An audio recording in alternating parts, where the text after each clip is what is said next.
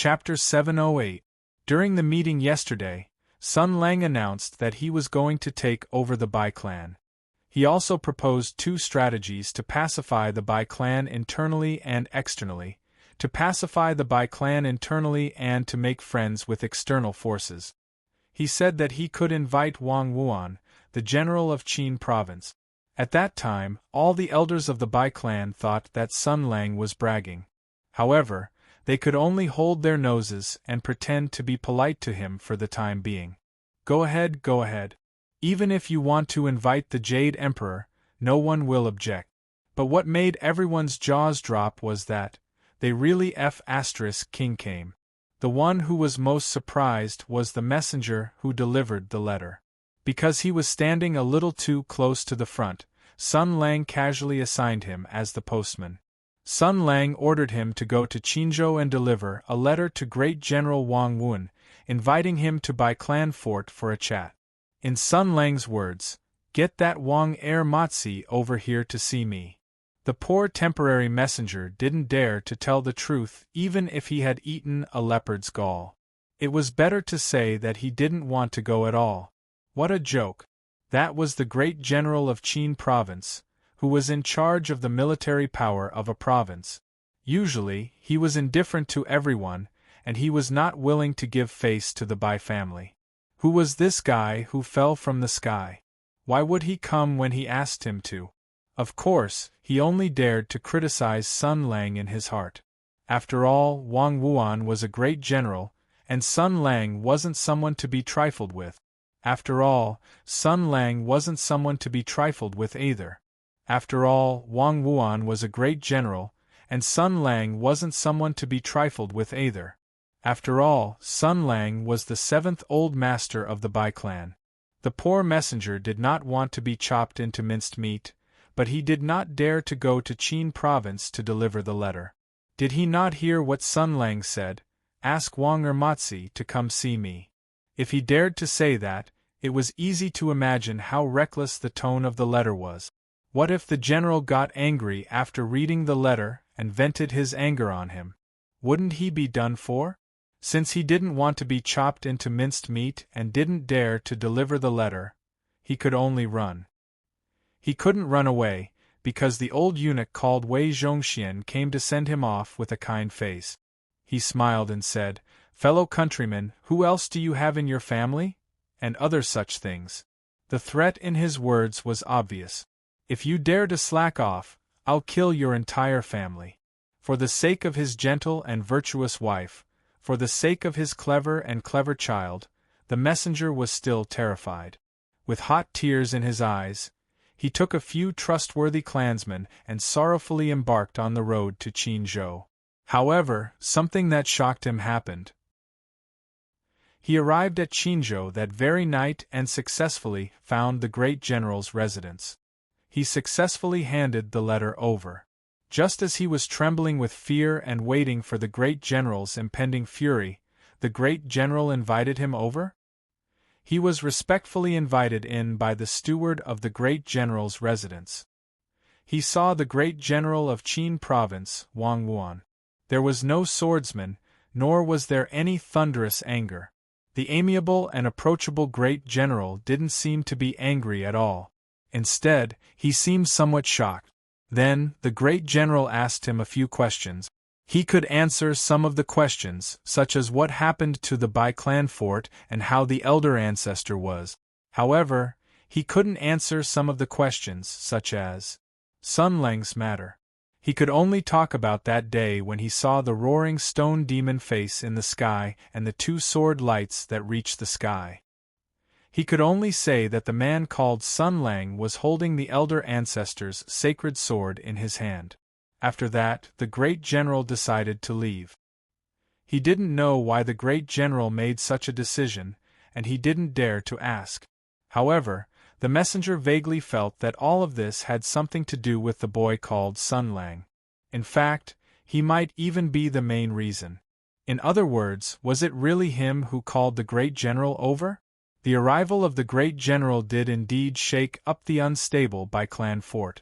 Under such difficult circumstances, strong support from the outside world could easily calm the people down. Moreover, Wang Wuan was not only the great general of Qin province, but also a hero of Tianyuan who had once served the elder ancestor. Many of the smart men began to make plans again. That Sun Lang obviously had bad intentions. It seemed that he wanted to take over the Bai clan's property. Should they secretly ask the great general to help the Bai clan? Sun Lang and the elder ancestor served the imperial court together. Wouldn't he just watch as the elder ancestor's property was taken over by an outsider? This naive fantasy was shattered by Sun Lang's call of Wang Ermatzi in front of everyone. In front of everyone, in front of the great general, Sun Lang waved at him as if they were neighbors who had grown up together and casually called him by an unrefined nickname. Sun Lang said to the great general, "Wang Ermatzi, long time no see." The great general only smiled bitterly. There was a hint of shock in his bitter smile. He then replied in a reserved tone, "Indeed, it has been a long time. To be able to see you again is both a pleasant surprise and a pleasant surprise." Logically speaking, the great general of a province was already the pinnacle of martial officials in the world. For such a person with such a high position to be casually called Wang Ermatzi, even if his temper was good, he would still fly into a rage. After the Bai clan heard this, they were both anxious and looked forward to Wang Wuan taking care of this arrogant Sun Lang. But what shocked them was that Wang Wuan was not angry at all.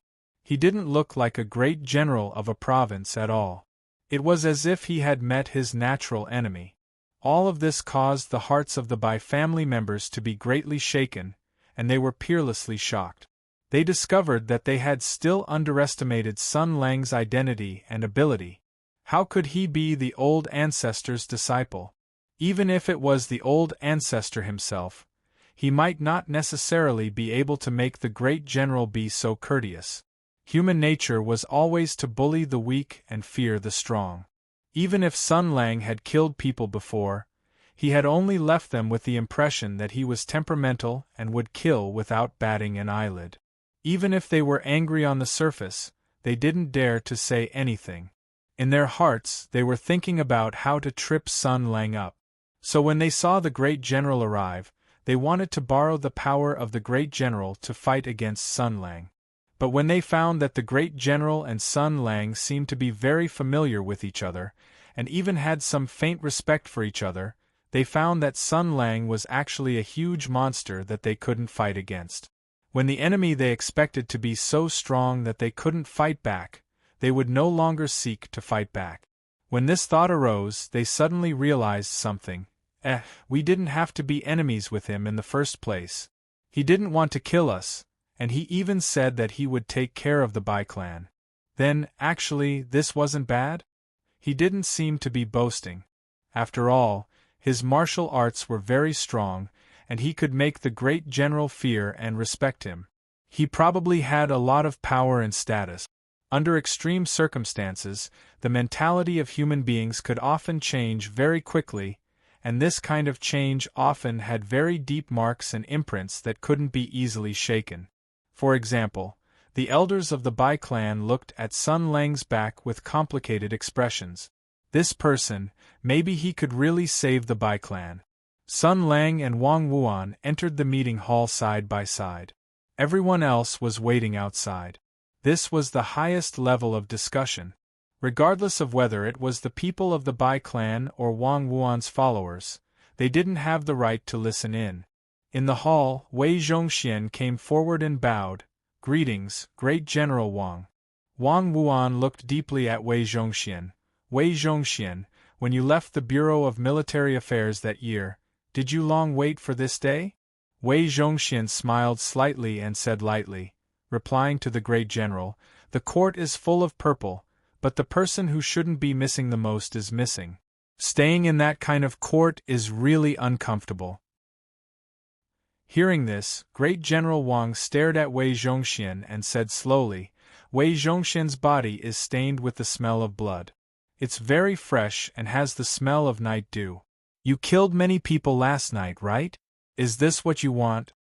Wei Zhongxian's expression didn't change. He said, "We're both sabers.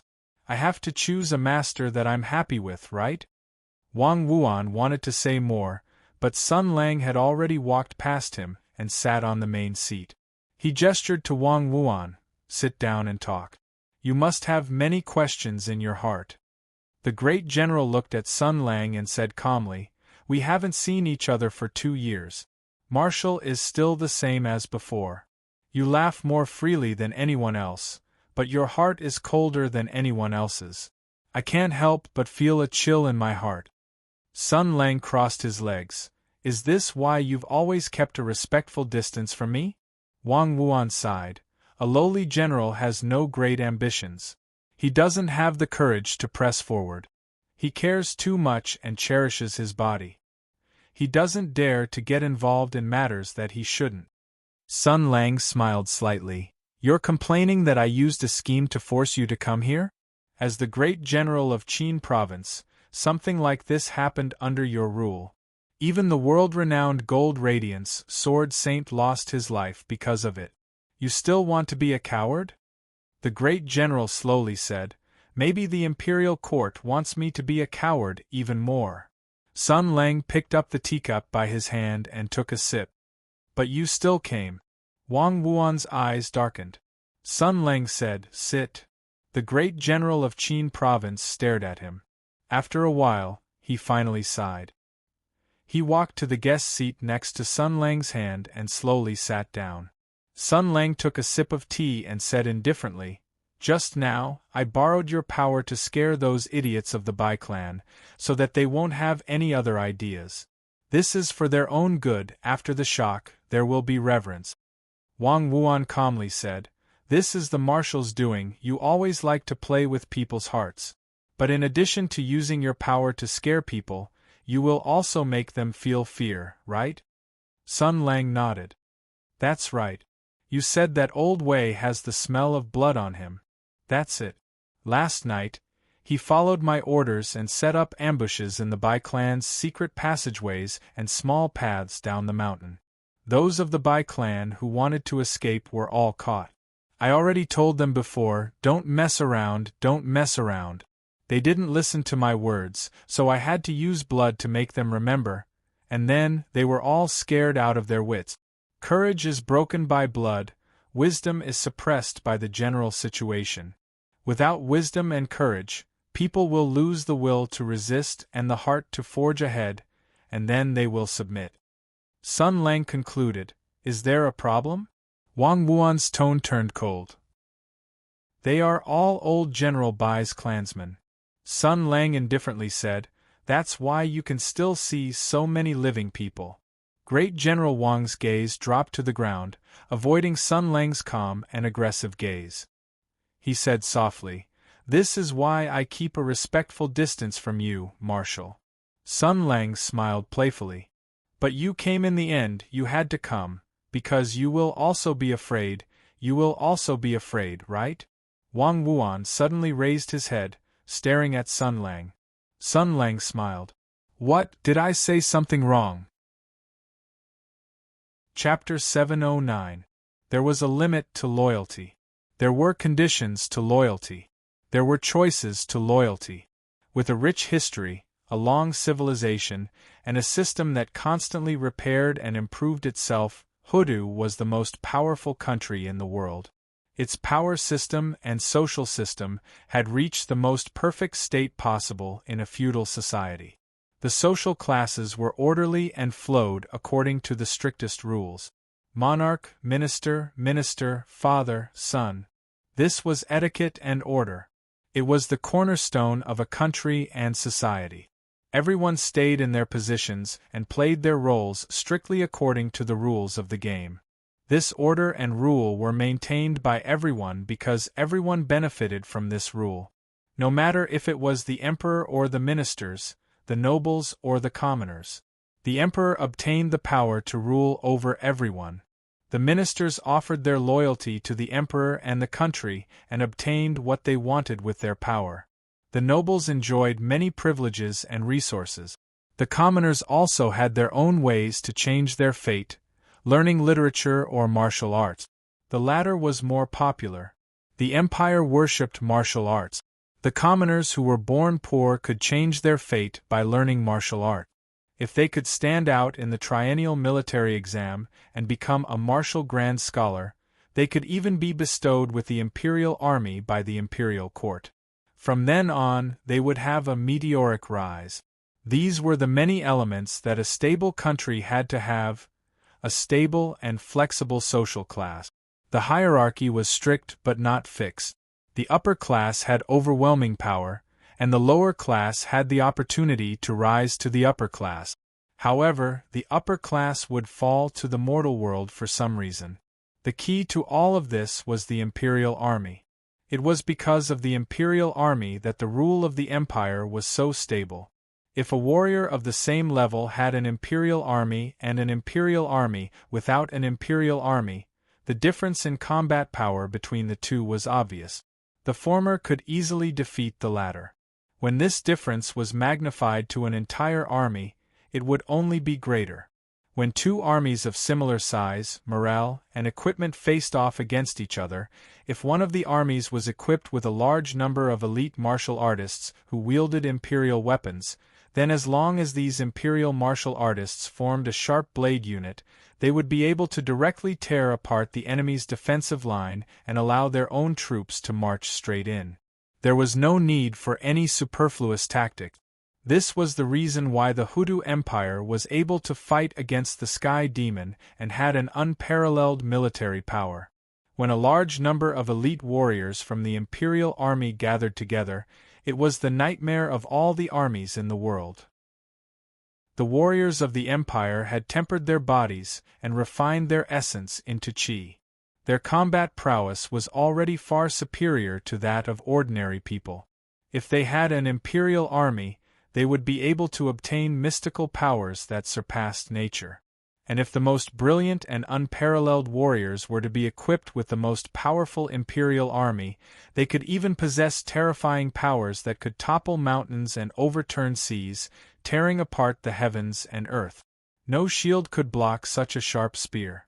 It was the imperial army that maintained the stability of the empire and the strength of the country.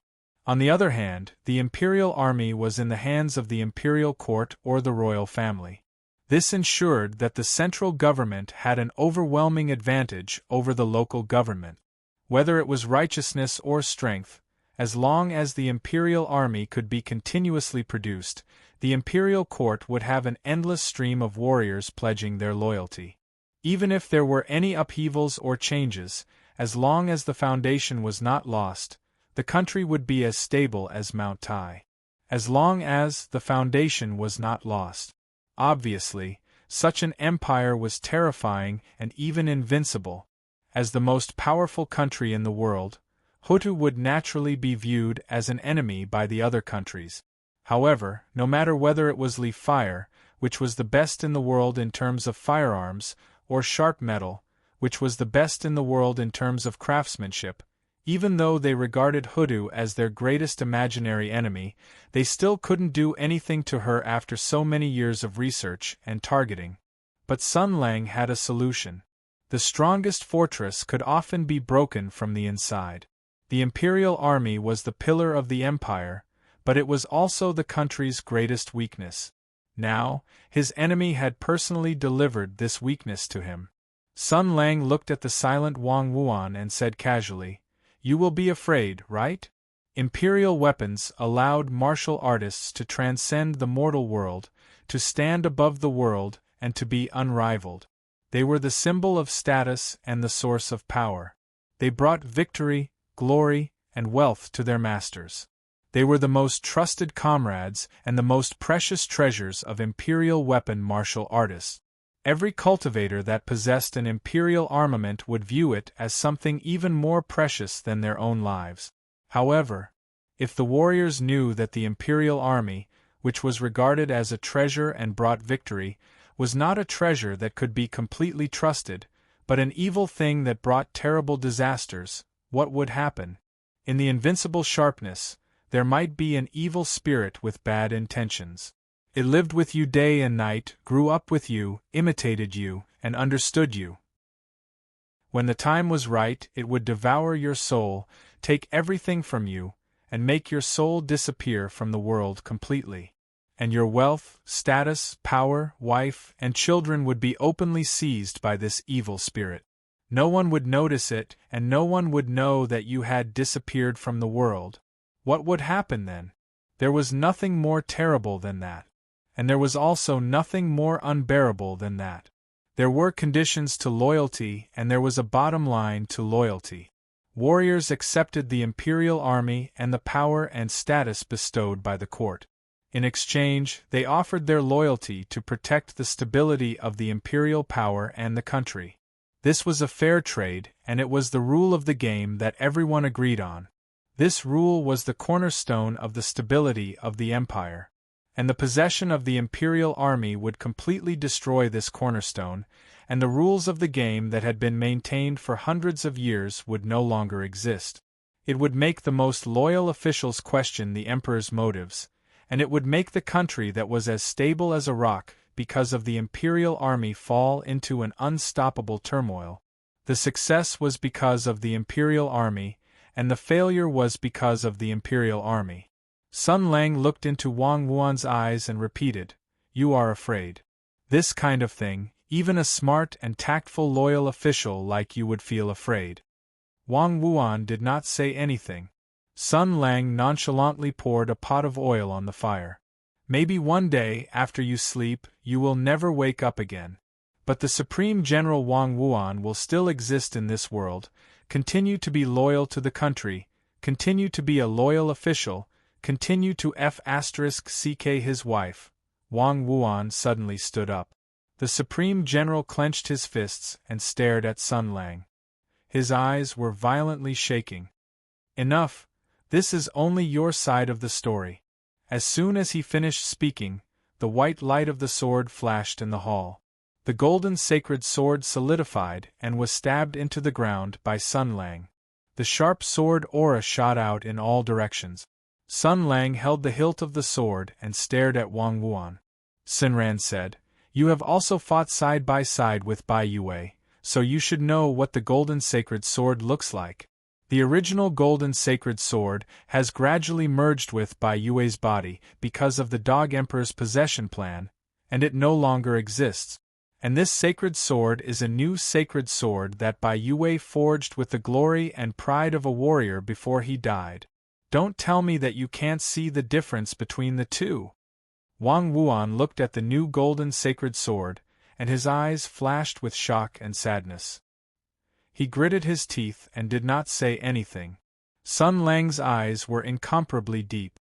"I also encountered the same thing in the great desolate mountain, but I survived. You should understand now, Wang Ermatzi. This is not an isolated case. It has been planned for a long time, and the target of this conspiracy is not just one or two people." Wang Wuan said slowly, "I am not the owner of the sacred sword." Sun Lang said indifferently, "But your nation's stabilizing sword is also one of the most powerful imperial army in the world. Do you think that with the temper of the Dog Emperor, he will not return the favor? Since you can even devour and control the powerful Seven Luminaries Sword Saint, why would you let the people below you go? You, Wang Wuan, are the general of Qin province, a military minister of the border. With such great power, even if you are careful and keep a low profile, you are still a natural target for the ruler to guard against. Since they have to guard against you, why keep guarding against you? Wouldn't it be better to turn you into a puppet that they can rest assured of?" Wang Wuan still wanted to speak, but Sun Lang took a step forward and fiercely grabbed the general's lapel. Sun Lang pulled him closer and stared into his eyes with a cold gaze. He said in a cold tone, "Even if that's not the case, even if the target of possession is limited to the Seven Luminaries Sword Saint, does that mean you can relax and ignore everything? Do you want to pretend that this never happened? After you came here today, you flared up at me in an unfriendly tone because of those stupid people from the Bai family, because they are Bai Yue's clansmen. How can such a benevolent person turn a blind eye to what happened to Bai Yue? Do you think it is normal for an official of 3 dynasties to end up like this after a lifetime of military service? I, Sun Lang, know my own affairs. It is unexpected that the imperial court will deal with me, but it is reasonable. There is nothing to say. Everyone will rely on their own abilities. But what about Bai Yue? Sun Lang's tone became more and more intense. Even if you don't King feel angry, you should at least feel sad for the death of a loyal official and a filial son, right? Wang Wuan didn't say anything, but his hands were trembling slightly. He wasn't Sun Lang. He wasn't so rebellious and didn't view imperial power as nothing. He wasn't Zhao Yunlong. He wouldn't ignore everything and only follow Sun Lang. He was actually just an ordinary person. He had been educated since he was a child, and his personality had been cultivated for 40 to 50 years. There were some things that he couldn't easily make decisions about. He stared at Sun Lang and gritted his teeth. Then what should I do? Just because they heard your side of the story, they joined you and wholeheartedly wanted to rebel against you and destroy this country? Sun Lang's voice was as cold as ice. Even if you don't join me, I can still destroy this country. If you don't want to become a puppet, you can only rely on my help. Do you understand? Wang Wuan just stared at him. Sun Lang looked directly at the other party's murderous eyes and didn't back down. So, you have to understand the situation clearly. Know who is your friend and who is your enemy. Then, don't hinder me. You have to cooperate with me. You have to learn to turn a blind eye to my people's convenience. Do you understand? Chapter 710. Finally, Wang Wuan gave in. Perhaps it was because of his indignation toward Bai Yue, or the fear he felt toward Bai Yue, but in the end, he relented. Even though he knew this was all part of Sun Lang's meticulous plan, he was still forced to step into this chaotic whirlpool. The Bai family, who had been waiting anxiously outside for a long time, finally received a result. After the Bai clan fort went through so many natural and man-made disasters, the Bai clan finally received the attention of the government. The great general of the Qin province, Wang Wuan, personally visited the Bai clan fort and asked about the well-being of the Bai clan's people. He provided wise guidance on the reconstruction of the Bai clan fort and gave his evaluation and affirmation of the late General Bai's life. Then, General Wang also expressed his hope and encouragement for the Bai family. He hoped that with the help of General Bai's good comrade and disciple, Sun Lang, they could overcome all difficulties and unite to rebuild the Bai family, revitalize the Gold Radiance Grand Swordmaster's family, and restore the glory of the Qin province's #1 aristocratic family. For this, General Wang promised that the Qin province's government would assist the Bai family's reconstruction work. As a show of concern for the Bai family and the Sword Saint's family, the first batch of elite troops would immediately depart to the Bai family to help maintain order. The Qin province's military supply and construction forces would also provide support. At this point, many restless ambitions were completely deterred. Because Great General Wang's subtext was that he and Sun Lang were wearing the same pair of pants. They would even send their elite troops to support that bastard. General Wang's intention was clear: don't cause trouble. After all this, the general had lunch and followed Sun Lang around the Shovel Sword Garden in the afternoon. After that, he left. He didn't want to stay here for a second longer. Sun Lang sent Wang Wuan off. Of course, he didn't send him off too far. He only sent him to the Bai family's front gate. The place was bombed into ruins a few days ago, and a path was cleared overnight. According to the current social customs, when you send off a guest, you have to send them off at least 2 or 3 li away. If you want to show sincerity and goodwill, sending them off 5 or 10 li is not too far. But Sun Lang only sent them off to the door. For someone of Wang Wuan's status, this was very rude. But it didn't matter. Wang Wuan was even more rude. He just slightly cupped his hands and left with a straight face without saying anything. He really had nothing to say. Sun Lang watched the general's figure disappear down the mountain. He smiled. He must be very unhappy. Wei Zhongxian stood behind him and said faintly, "General Wang is a sensible person." After the war ended, he submitted a petition to the imperial court, saying that he wanted to retire and return to his hometown. However, his contributions were too great, and he was also in his 50s, so the imperial court did not release him. However, this old servant heard another explanation. Sun Zhongxian asked Zhongxian turned Zhongxian's. Wei Zhongxian smiled playfully. After the war, it's possible to reward people based on their contributions. There are many heroes in the army, but there are only a few officials with real power in the imperial court. It's inevitable that there will be too many monks and too little porridge. However, the position of Jiuzhou's great general is an important position in the border. Wang Wuan, who has a gentle personality, retired, and another person with enough contributions will take his place. Sun Lang revealed a look of understanding. It seems that if Wang Wuan succeeded in resigning at that time, there would be another person who would naturally take over. And the emperor was not willing to let that person take over the military power of Qin province. "Hey, I think I know who it is," Wei Zhongxian said softly. "Yes, it's General Song." At that time, General Zhao had already been appointed as the great general of Song province. The rest of the old brothers had also been rewarded.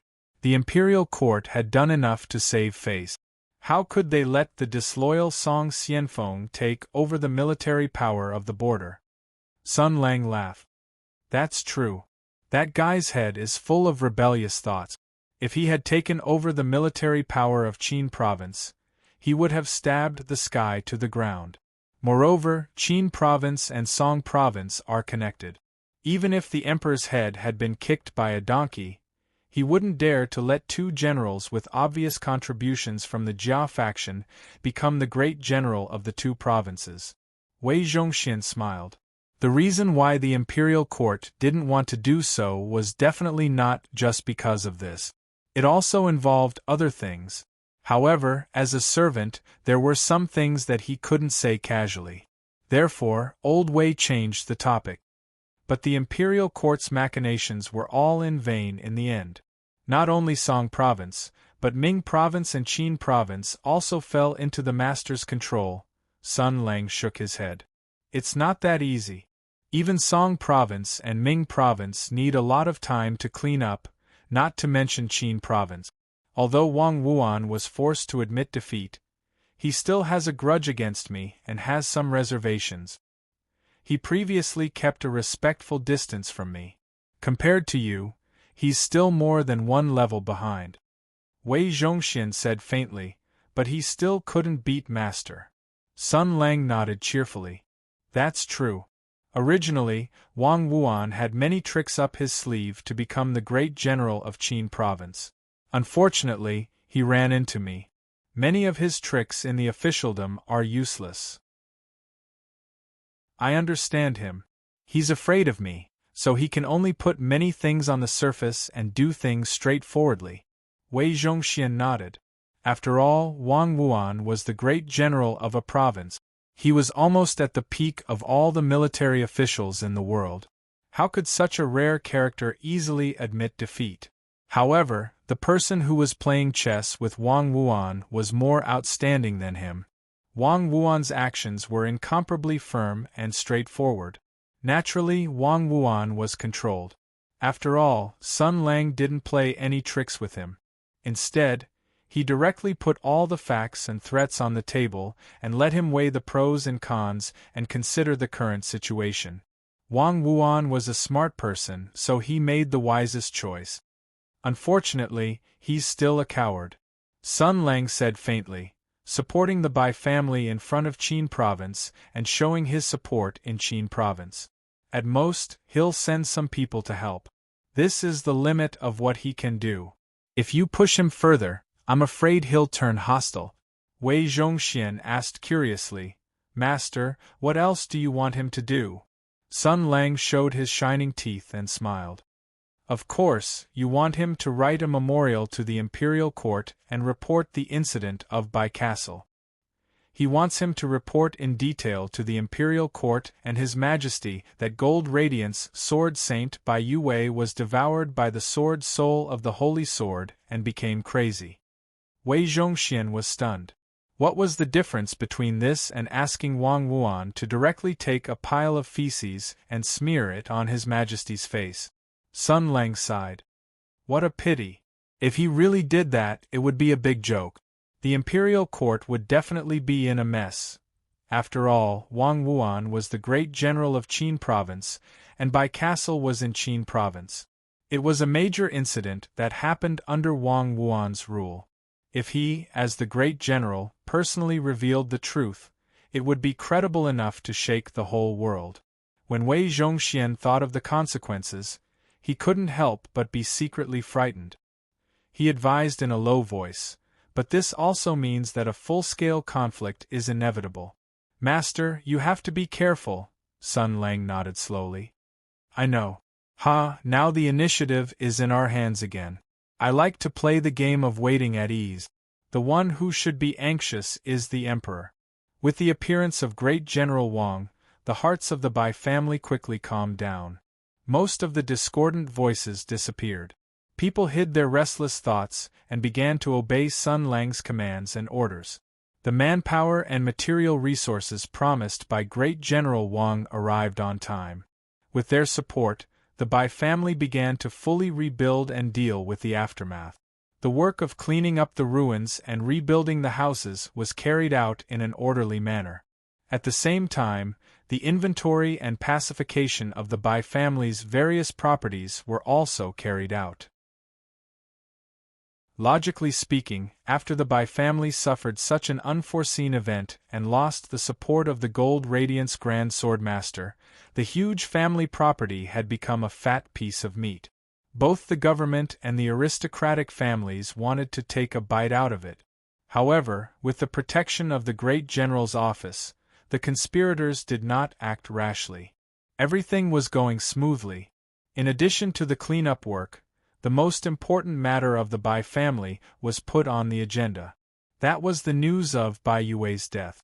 After all, Bai Yue was the famous Gold Radiance Grand Swordmaster and a Grand Elder of 3 dynasties. Whether it was a conspiracy or not, the news of his death would shake the empire. If such a Grand Elder of peerless merit were to die, his funeral would be extremely grand. According to his reputation, even a state funeral would not be excessive. The imperial court would be posthumous, countless condolences, and countless influential figures would come. Even his death would become a political event that would cause the situation in the court to change drastically. Besides, Bai Yue's death was not simple. It even involved a lot of far-reaching and terrifying events. Thus, the Bai family did not dare to make a decision. This matter was simply too important. Even the death and funeral of an important official of the empire would affect the entire empire. They could only ask Sun Lang to make the decision. As for Bai Yue, the patriarch of the Bai family had already been hastily buried. Only a few of his closest relatives were present, and there was no funeral or condolences.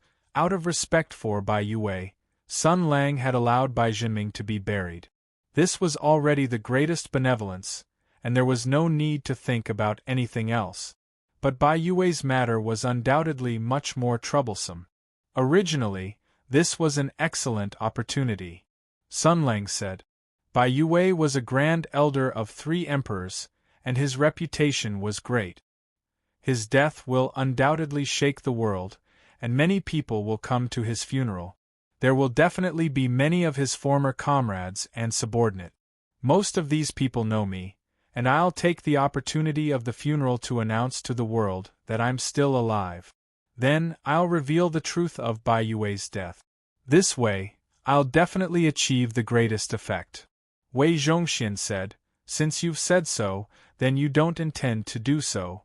Sun Lang hesitated for a moment, then slowly nodded. That's right.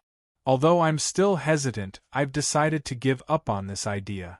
If I have to give a reason, he said lightly, it's better not to do such things at his funeral. It's enough that he's dead. Wei Zhongxian smiled knowingly. Sun Lang glanced at him. You don't seem to be opposed to it? To be honest, I'm just being emotional. Wei Zhongxian said seriously, you just need to act according to your thoughts, and I believe that if Master doesn't use this method, there will definitely be a better way to replace it. Sun Lang's lips curled into a smile. That's right. I've said before, the initiative is actually in our hands. We'll leave the rest to the Emperor. He said happily, let the Bai family write to the imperial court first. Chapter 711. Wei Zhongxian was pleasantly surprised to find out something. His master had demonstrated an extremely vicious ability to stir up trouble in politics, which was on par with his military prowess. In other words, officialdom was like a battlefield. At least, it was similar in some ways. It had been 2 days since the death of Bai Yue. The reconstruction of the Bai family was still underway, but the rumors about the Bai family fort had already begun to spread. After the reconstruction work was completed, the Bai family's businesses across the province began their first task, which was to announce the truth of the Bai family fort incident and the cause of the elder ancestor's death. At that time, the news of the Huichuan murder case had already spread like wildfire. The Tensei province had worked too hard to promote the matter, so the rumors spread like wildfire. Now it had the opposite effect. The managers and workers of the Bai family's businesses were almost driven mad by the strange looks that people gave them. As members of the Bai family, they desperately wanted to defend the reputation of the Bai family and their elder ancestor. Moreover, the Bai family fort had offered them compensation. Out of respect for their elder ancestor, they worked even harder to spread the truth. Of course, what they said was the version that had been edited by Sun Lang. It turned out that although old General Bai had won the battle at the Dahuang Mountain, he had suffered internal injuries. Therefore, he could only rest at home for the past 2 years. To make matters worse, a terrifying sky demon had used a secret technique to shatter his body and turned it into a remnant soul. It hid in the old general's divine sword, waiting for an opportunity to devour his soul. After all, old General Bai had suffered internal injuries and was carelessly attacked by the sky demon. However, a hero of the Tian Yuan Empire was still a hero of the Tian Yuan Empire. He had been fighting against the sky demon for the past 2 years, but the sky demon still found his weakness and took control of his body. After all, old General Bai had fought for the country for decades and was left with countless internal injuries. On top of that, he had worked hard for the country all his life and was no longer as energetic as before. Therefore, he died at the hands of the sky demon. Therefore, old Bai was possessed by the sky demon. The sky demon went to Huichuan to steal the divine sword, but its demonic nature did not change and it continued to slaughter. Therefore, many heroes gathered at the Bai castle to seek justice for the dead martial artists. This was the cause of the incident 2 days ago. At that time, old Bai Ling's body had already been controlled by the sky demon. That extraterrestrial sky demon was incomparably ferocious. He was thinking of a vicious plan to kill everyone on the mountain to satisfy his evil goals. In any case, sky demons were all vicious. They didn't need a reason to do bad things. This was already widely acknowledged by the masses. At this critical moment, there was naturally a hero who stepped forward to save everything. It turned out that at the time of the Huichuan massacre, a hero had appeared out of nowhere. He defeated the berserk sky demon and saved a large number of martial artists who were trembling under the ferocious might of the sky demon. That hero was also a famous general of the Tian Yuan Empire. After winning the war, he went into seclusion and traveled the world. At that time, he happened to be in Huichuan and found old Bai Ling's former comrade. That hero didn't believe that old Bai Ling would do such a thing, but he saw everything with his own eyes and was very shocked. Therefore, he followed the heroes to Qinzhou's Weichuan to investigate the matter thoroughly. After all, no one knew that the famous old Bai Ling had been possessed by the vicious extraterrestrial sky demon. In the Bai Castle, the sky demon pretended to negotiate with the heroes, but its true colors were seen through by that hero. Therefore, the sky demon went berserk and revealed its ferocious true colors, wanting to kill everyone on the mountain. At this critical moment, when everyone was trembling, the hero fearlessly confronted the heavenly demon. He went through a difficult battle, and with the trust he had for his fellow soldiers and the sympathy between heroes, he finally awakened the soul of old Bai Ling, who had been sleeping in his body. He awakened old Bai Ling's glory, the pride of a senior official who had served 3 dynasties, the pride of a hero of the Tian-Yuan Empire, and the unyielding spirit of old Bai Ling. Old Bai Ling's powerful will was awakened and he regained control of his body. Meanwhile, the sky demon, whose plan had failed, went berserk and attacked fiercely, wanting to destroy the entire Bai Castle. At that time, the sky fell and the earth cracked, the mountains collapsed, and everyone's lives were hanging by a thread. Then 2 swords flashed in the sky. The 2 former comrades-in-arms once again joined forces and killed the remnant of the sky demon, saving the lives of the people of the Bai Castle. However, old Bai Ling was already a lamp without oil. He admitted that he had killed too many people in Huichuan and that he had to take responsibility. Therefore, he paid with his life and died with a smile on his face. Thus, the curtain fell on a famous general. That was how it all happened. Sun Lang wrote a lot of stories. He even referred to the various migrant worker cartoons he had read in his previous life, and added many lines and scenes. He also added a lot of artistic embellishments. This version contained many elements such as the sky demon, conspiracy, fantasy, a famous general past his prime, the unyielding spirit of a hero, the responsibility of a man, and so on. The story had many twists and turns, and the suspense was full of ups and downs. If a storyteller in a restaurant told the story, it would be enough to shock the audience. Some people even burst into tears. After all, the steward and servants of the Bai family who had received the story also burst into tears after they finished reading it. Since ancient times, beauties were like famous generals who were not allowed to grow old together. Bai Yue's achievements had surpassed 3 generations and his name had shaken the world. Everyone in Qinzhou felt honored and sincerely respected him. Even when they heard rumors that he had killed people indiscriminately, they were still skeptical. Now that they heard this blood-boiling, tragic story and learned that old Bai Ling had died a hero's death, they were moved and believed in the story. With such a touching story, the people would spread it spontaneously. Very, very soon, this rumor spread rapidly throughout the entire Qin prefecture. Just like that, public opinion began to spread. The aristocratic families in Qinzhou were shocked to discover that even without the protection of the great general's residence, they did not dare to covet the Bai family's properties.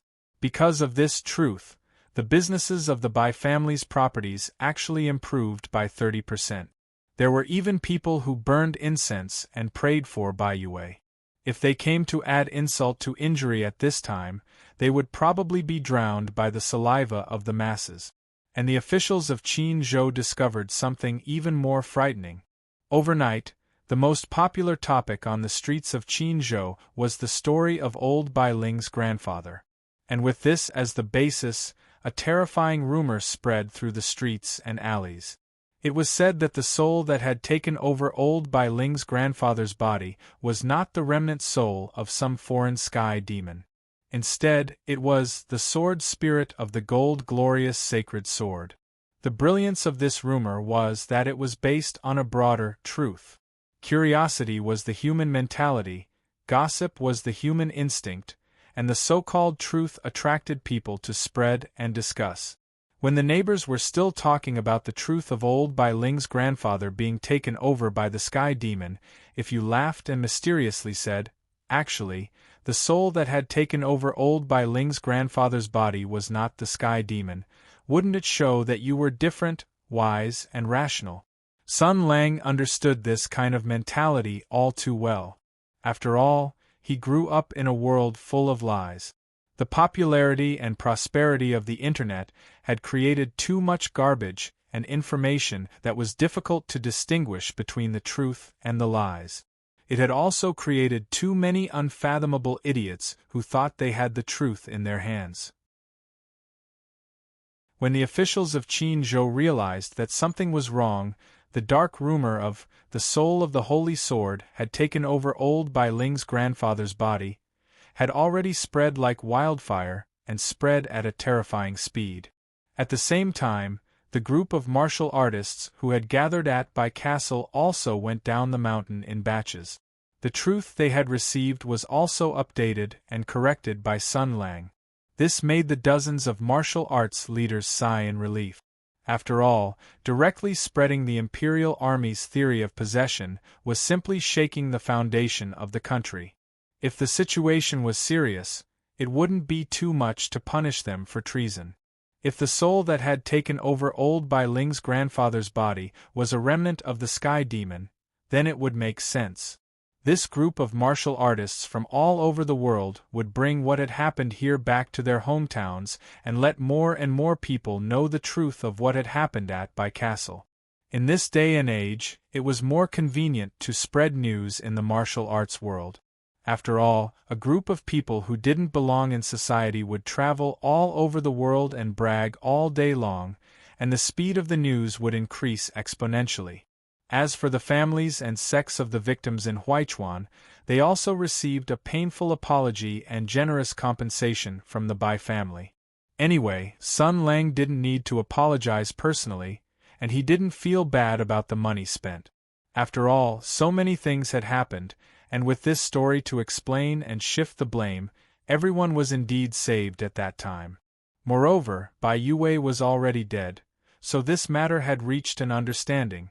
Jiang Hu was full of fighting and killing all day long, and death was not rare. This was good. At least, Bai Yue would be happy to have one less thing to worry about. After the Huichuan incident was resolved, the martial artists returned home satisfied with the compensation from the Bai family. Some people wanted to stay to help and attend Bai Yue's funeral, but they were kindly persuaded to leave.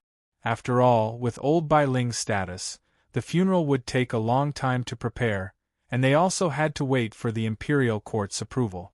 They couldn't be careless. After these people returned home, they could at least tell the story of what had happened here with a fair attitude. Even in the darkness, there were still shocking truths that spread. Coupled with Sun Lang's secret arrangements and intentional adding fuel to the fire, not only would Bai Yue's death shock the world, but the rumor that the sword spirit of the Holy Sword had taken over the gold radiant Grand Swordmaster's body would also cause great waves in the empire. But in the end, rumors were just rumors. The Bai family had also submitted a memorial to the imperial court, simply stating that Bai Yue had died.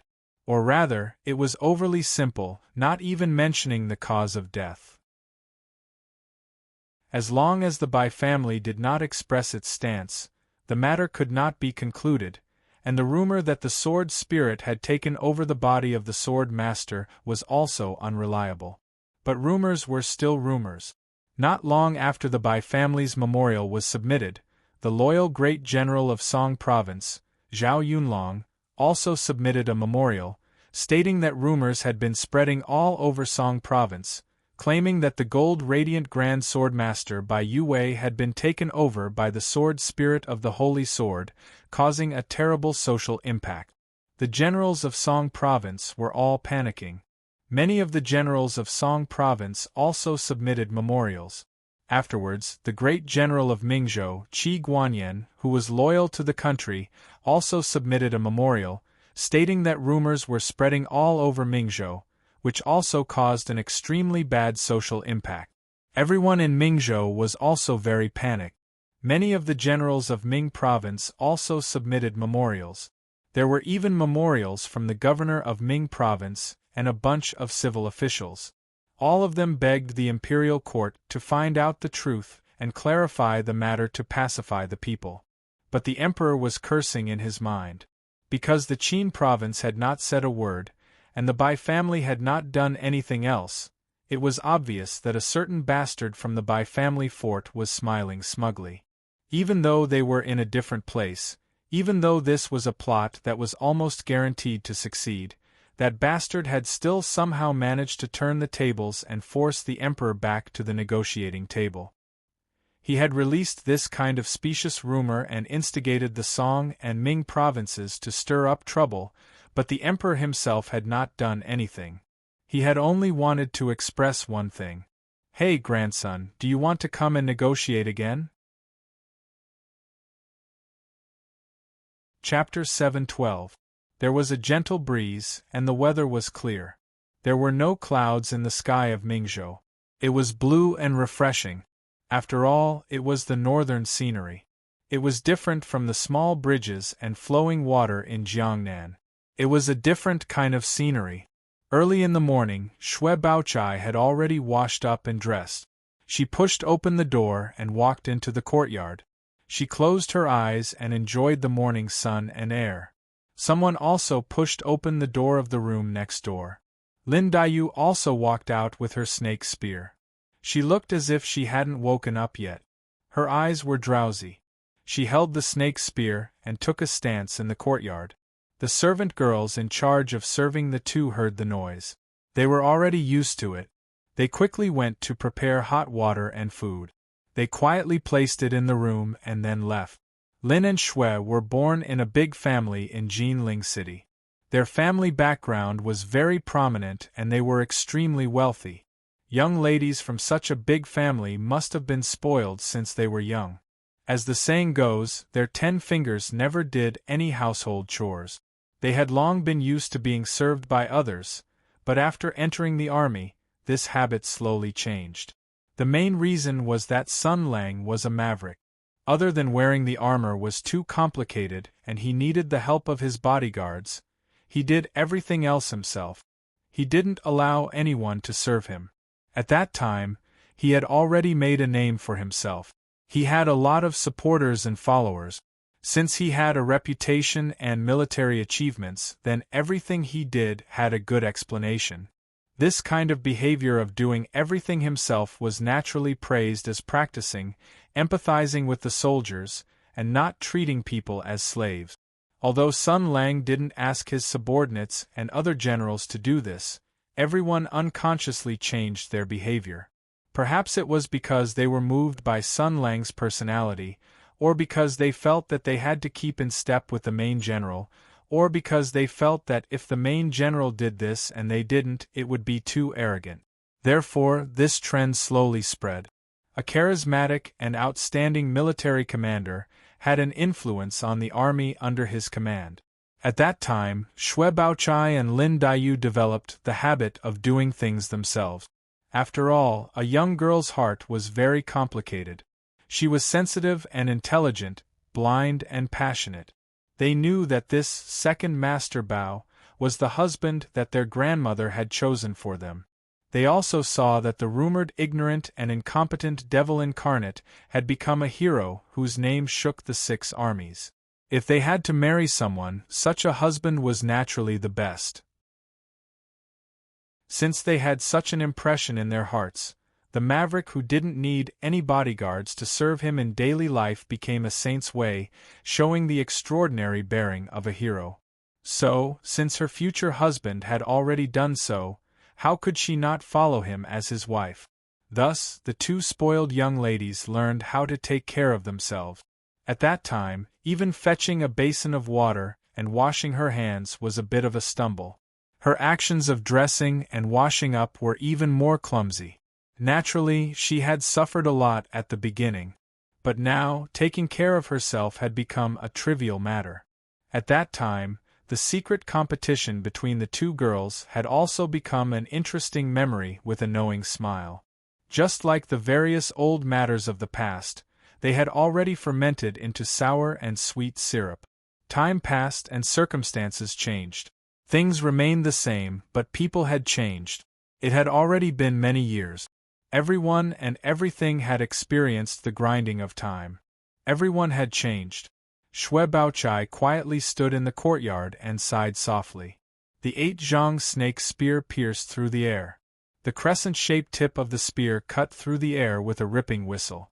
Lin Daiyu put away the snake's spear and glanced at her. "What are you sighing about?" Bao Jiejie looked at Lin Mimi with a smile that wasn't a smile.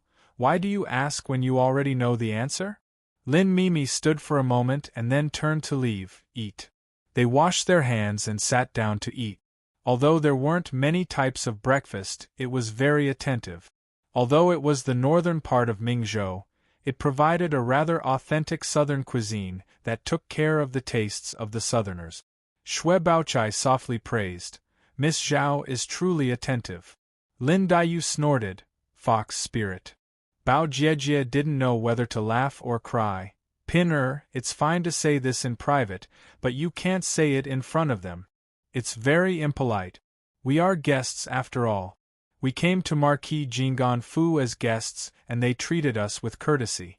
Clothing, food, shelter, and transportation, we can't find a single mistake. They have already treated us well. Lin Daiyu glanced at her and disdainfully curled her lips. "You're also a fox spirit." Shui Baochai almost choked on the pastry and glared at Lin Mimi in dissatisfaction. Lin Daiyu faintly said, "Aren't we? Everyone clearly doesn't like each other, but they affectionately call each other sisters. It's so fake that it makes people want to vomit. If killing the other party didn't provoke Bao Gijie's anger, I'm afraid that you and that Zhao Feihuang would have both brandished your swords at the same time, right?" Shui Baochai faintly said, "You can't say this to him." Lin Daiyu snorted, "Who wants to care about your matters?" Shui Baochai suddenly sighed and there was some annoyance between her brows. Bao Jiejie originally had a steady and intelligent personality and wouldn't let anyone know what she was thinking. But in front of Lin Daiyu, she was an exception. The unforeseen event 2 years ago made them sympathize with each other like never before. Under the mutual support of each other, they became good friends who talked about everything. There were some things that didn't need to be hidden from each other. She sighed. "Although I already knew that he had a personality that couldn't stay still and provoked many wild bees and butterflies in the military, to expect him to be like an old monk sitting in an ancient well without ripples, it's better to hope that the cat won't steal fish. But isn't this too much?" Lin Daiyu's tone was calm. "Is it too much? I actually feel that it's not too much." After Shui Baochai heard this, she actually laughed. She reached out and pinched Lin Daiyu's small face, mischievously saying, "The little vinegar jar that used to hide in a corner all day, when did you become so magnanimous? This virtuous and magnanimous appearance, you do have some elegance of the main wife." Younger sister Lin impatiently slapped away Bao Jiejie's hand. "Annoying, don't touch me so casually.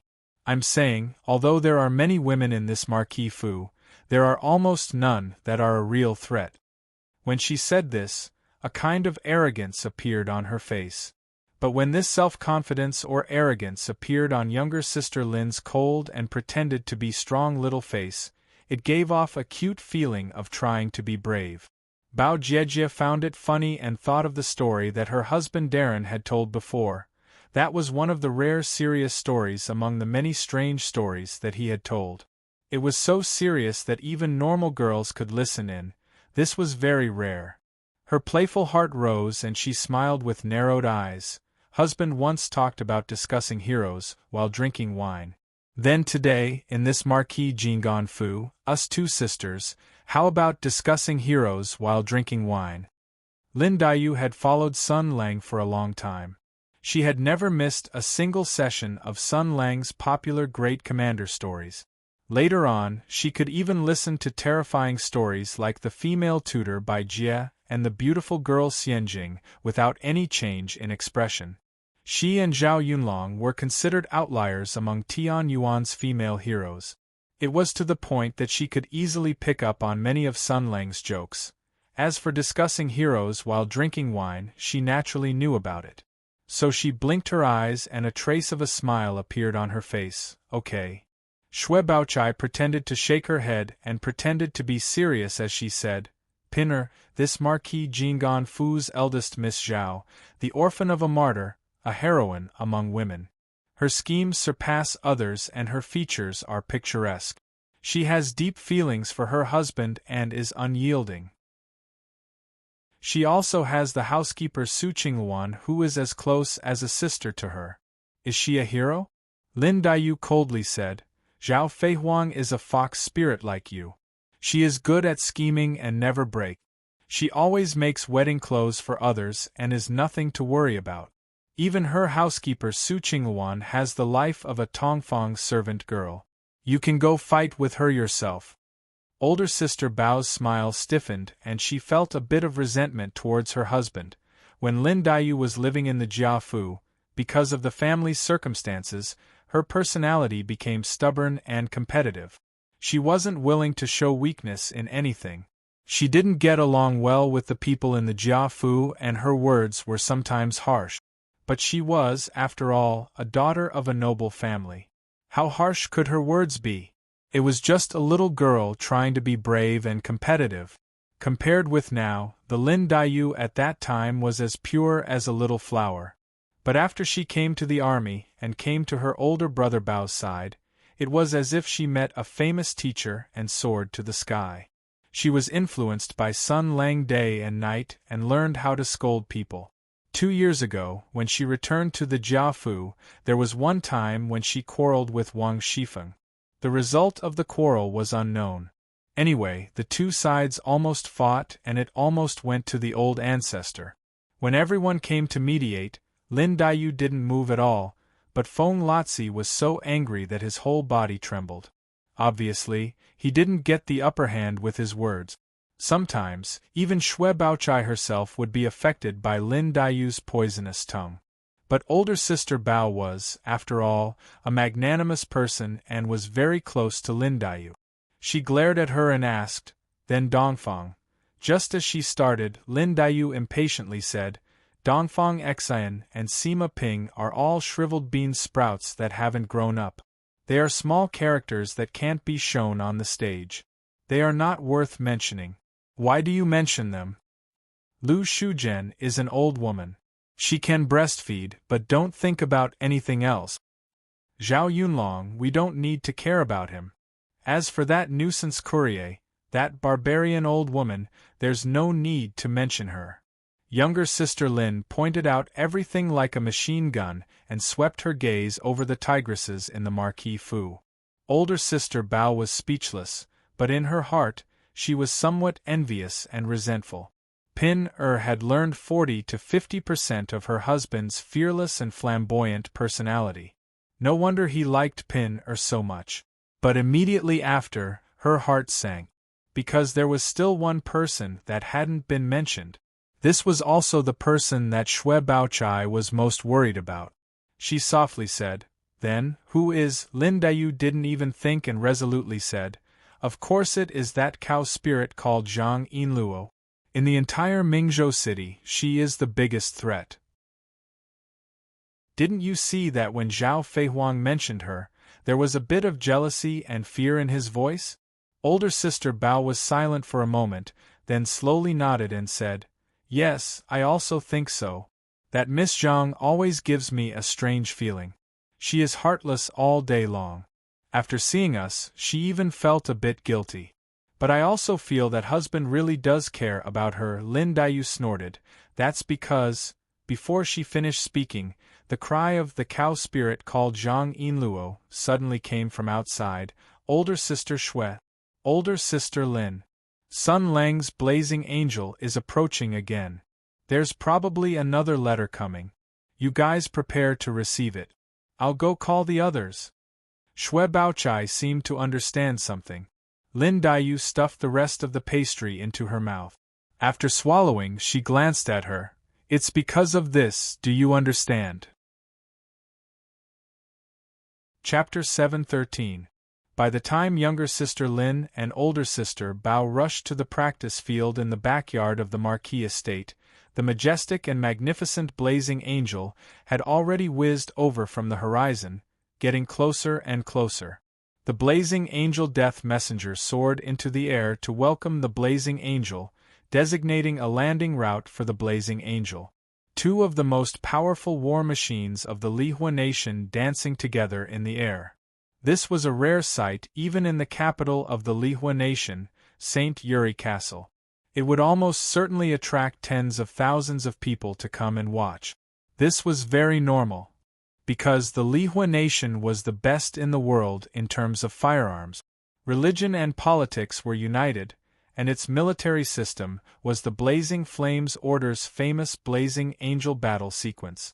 And the Blazing Angel stood at the peak of the Blazing Angel battle sequence.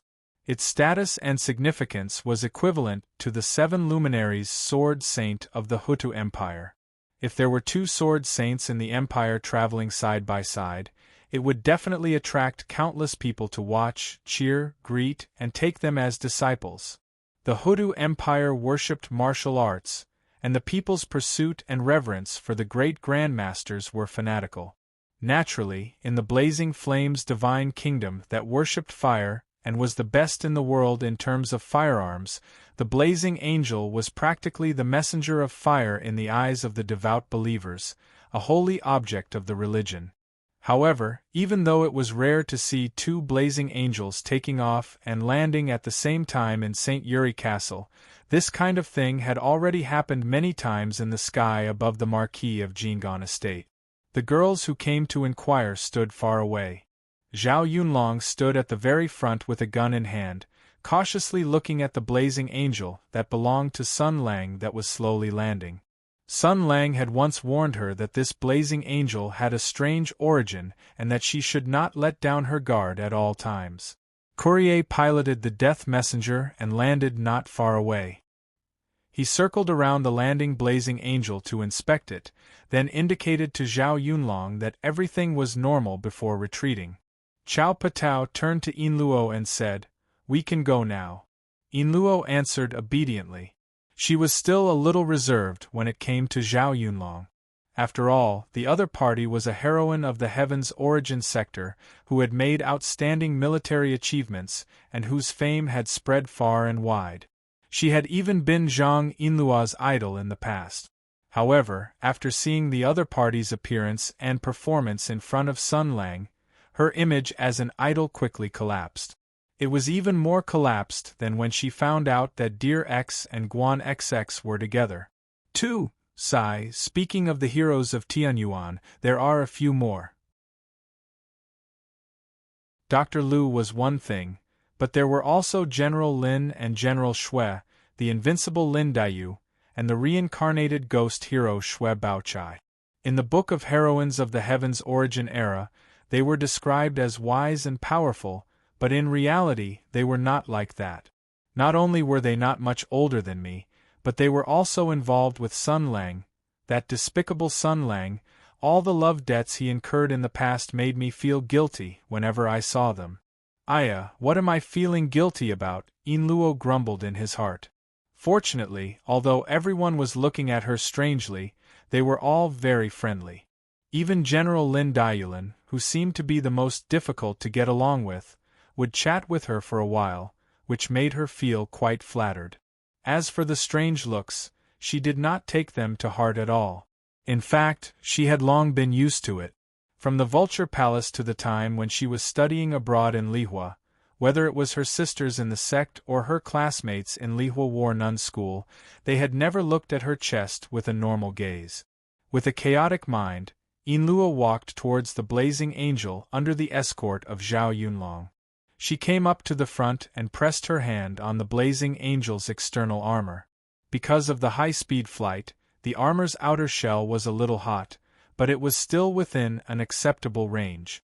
She closed her eyes and called out in her heart. The blazing angel bloomed layer by layer like flower petals, the delicate war machine calmly unfolding in a noble manner. The cockpit was stuffed with things. There were wrapped boxes and bundled leather seals. Yinluo walked forward and took out everything one by one.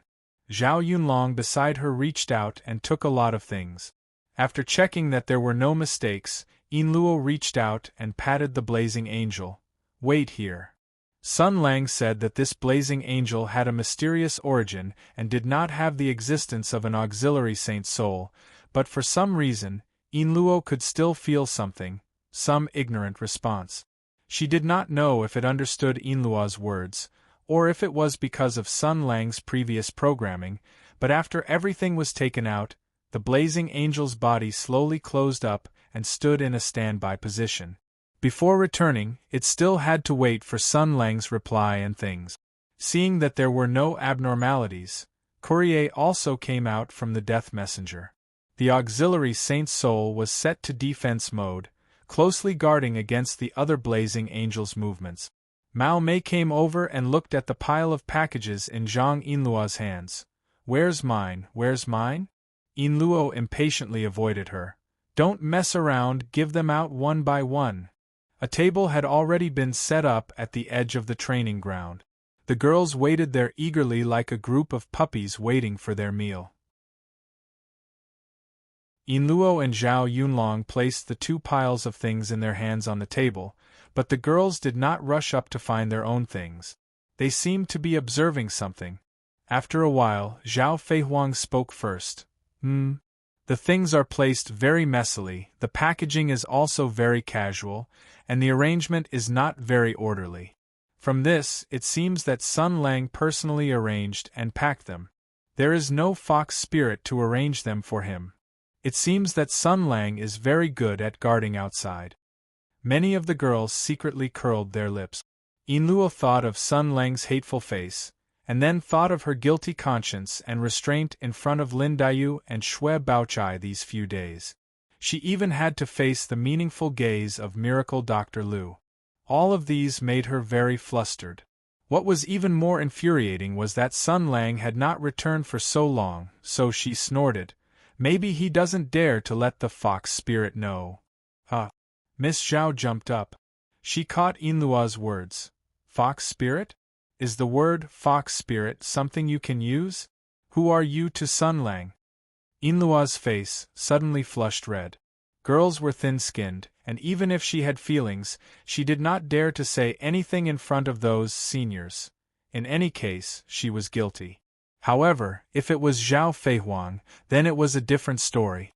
She would be afraid of anyone, but not Zhao Feihuang.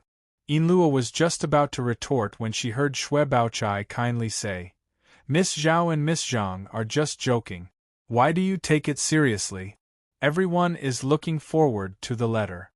Since the guest had already spoken, it wasn't good for her to continue making a fuss. Yinluo glared at Miss Zhao and casually picked up a letter. Looking at the cover, she was stunned for a moment. It's for Taoist by Xue? Why would Sun Lang think of Taoist priest by Xue? Why would he send a letter to him? Miss Zhao mischievously instigated. Open it and take a look. Maybe it's about the fox spirit. Yinluo glared at her. How is that possible? This is obviously a letter to Taoist priest by Xue. How could it involve any woman? Moreover, even if it does, I can't open it and read it. You're always saying bad things. She put the letter aside and picked up the second letter. This letter is for Big Incense Head Zhang Jianyuan.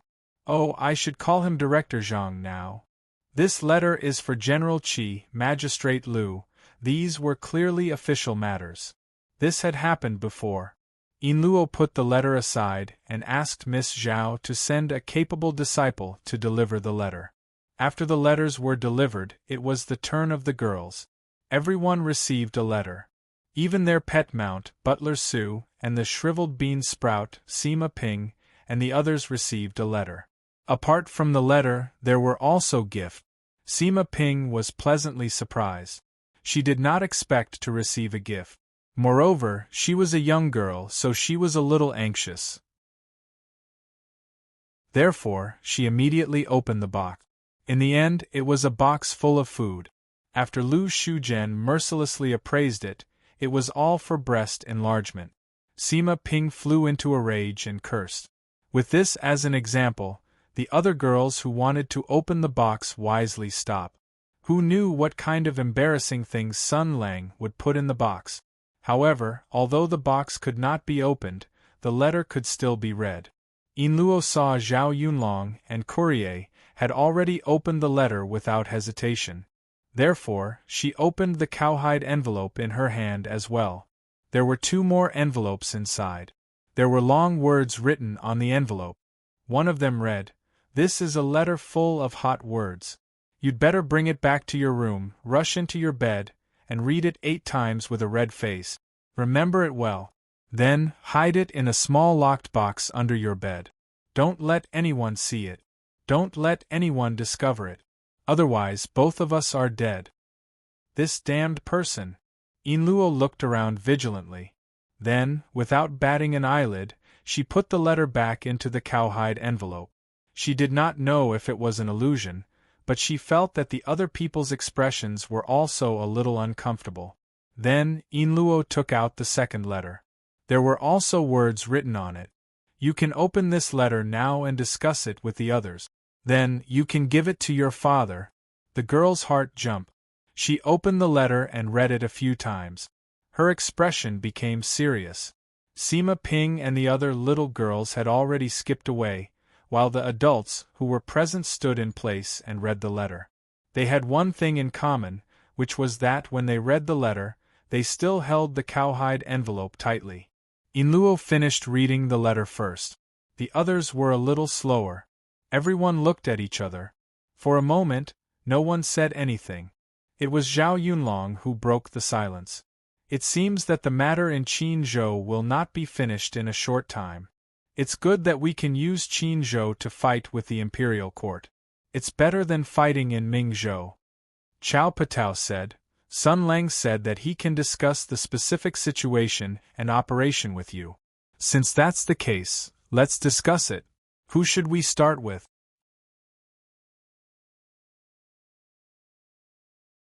Chapter 714.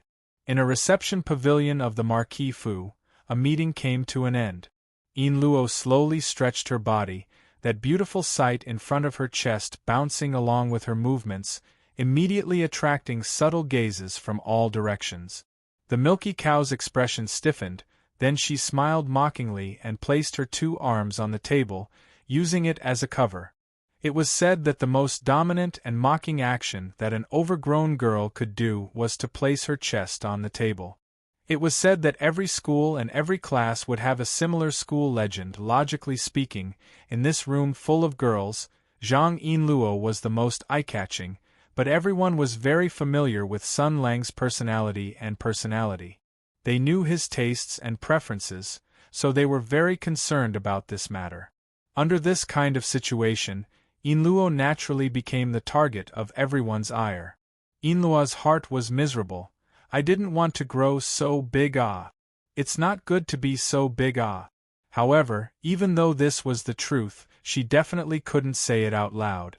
Because ever since she was young, she had received countless experiences and lessons that could be summed up in one sentence. Never, never, ever complain about the disadvantages of having big breasts in front of other women. So she could only lower her head and say in a soft voice, "Then I'll go deliver the letter to my father?" This was Marquis Jinggan Fu, so when it came to serious matters, Miss Zhao naturally acted as the host of the meeting. She wanted to use this chance to secretly change the concept and establish her position as the main wife who gave orders, but whether the other girls would accept this was another matter altogether. But Miss Zhao was Miss Zhao after all. Even though her heart didn't have good intentions, she wasn't muddle-headed at all when it came to important matters. She thought for a bit and said, "This matter is only for us to discuss in private, to set the tone and clearly divide the work. But the specific operations still need to be coordinated." She dipped her finger in the teacup and drew a few lines on the table. Sun Lang's plan is to quickly establish a foothold in Qinzhou, connecting the 3 provinces of Qin, Song and Ming together and responding to each other from afar. By family should already be in Sun Lang's pocket. Qinzhou's great general Wang Wuan also shouldn't be able to escape Sun Lang's palm. Then what we should do is naturally to help him establish a foothold in Qinzhou and expand his influence. Just as she finished speaking, Shui Baochai faintly smiled and naturally continued the conversation. Wang Wuan, Wang Xiaobao, is also husband's old acquaintance in the past. It's just that husband is jumpy and Wang Xiaobao is steady. Their interactions only with business and there is not much personal friendship. Even if husband has a way to convince Wang Xiaobao, he's not one of us, so he still has to make arrangements in order to occupy the initiative and advantage. Older sister Bao and young Miss Zhao's gazes were instructing in the air.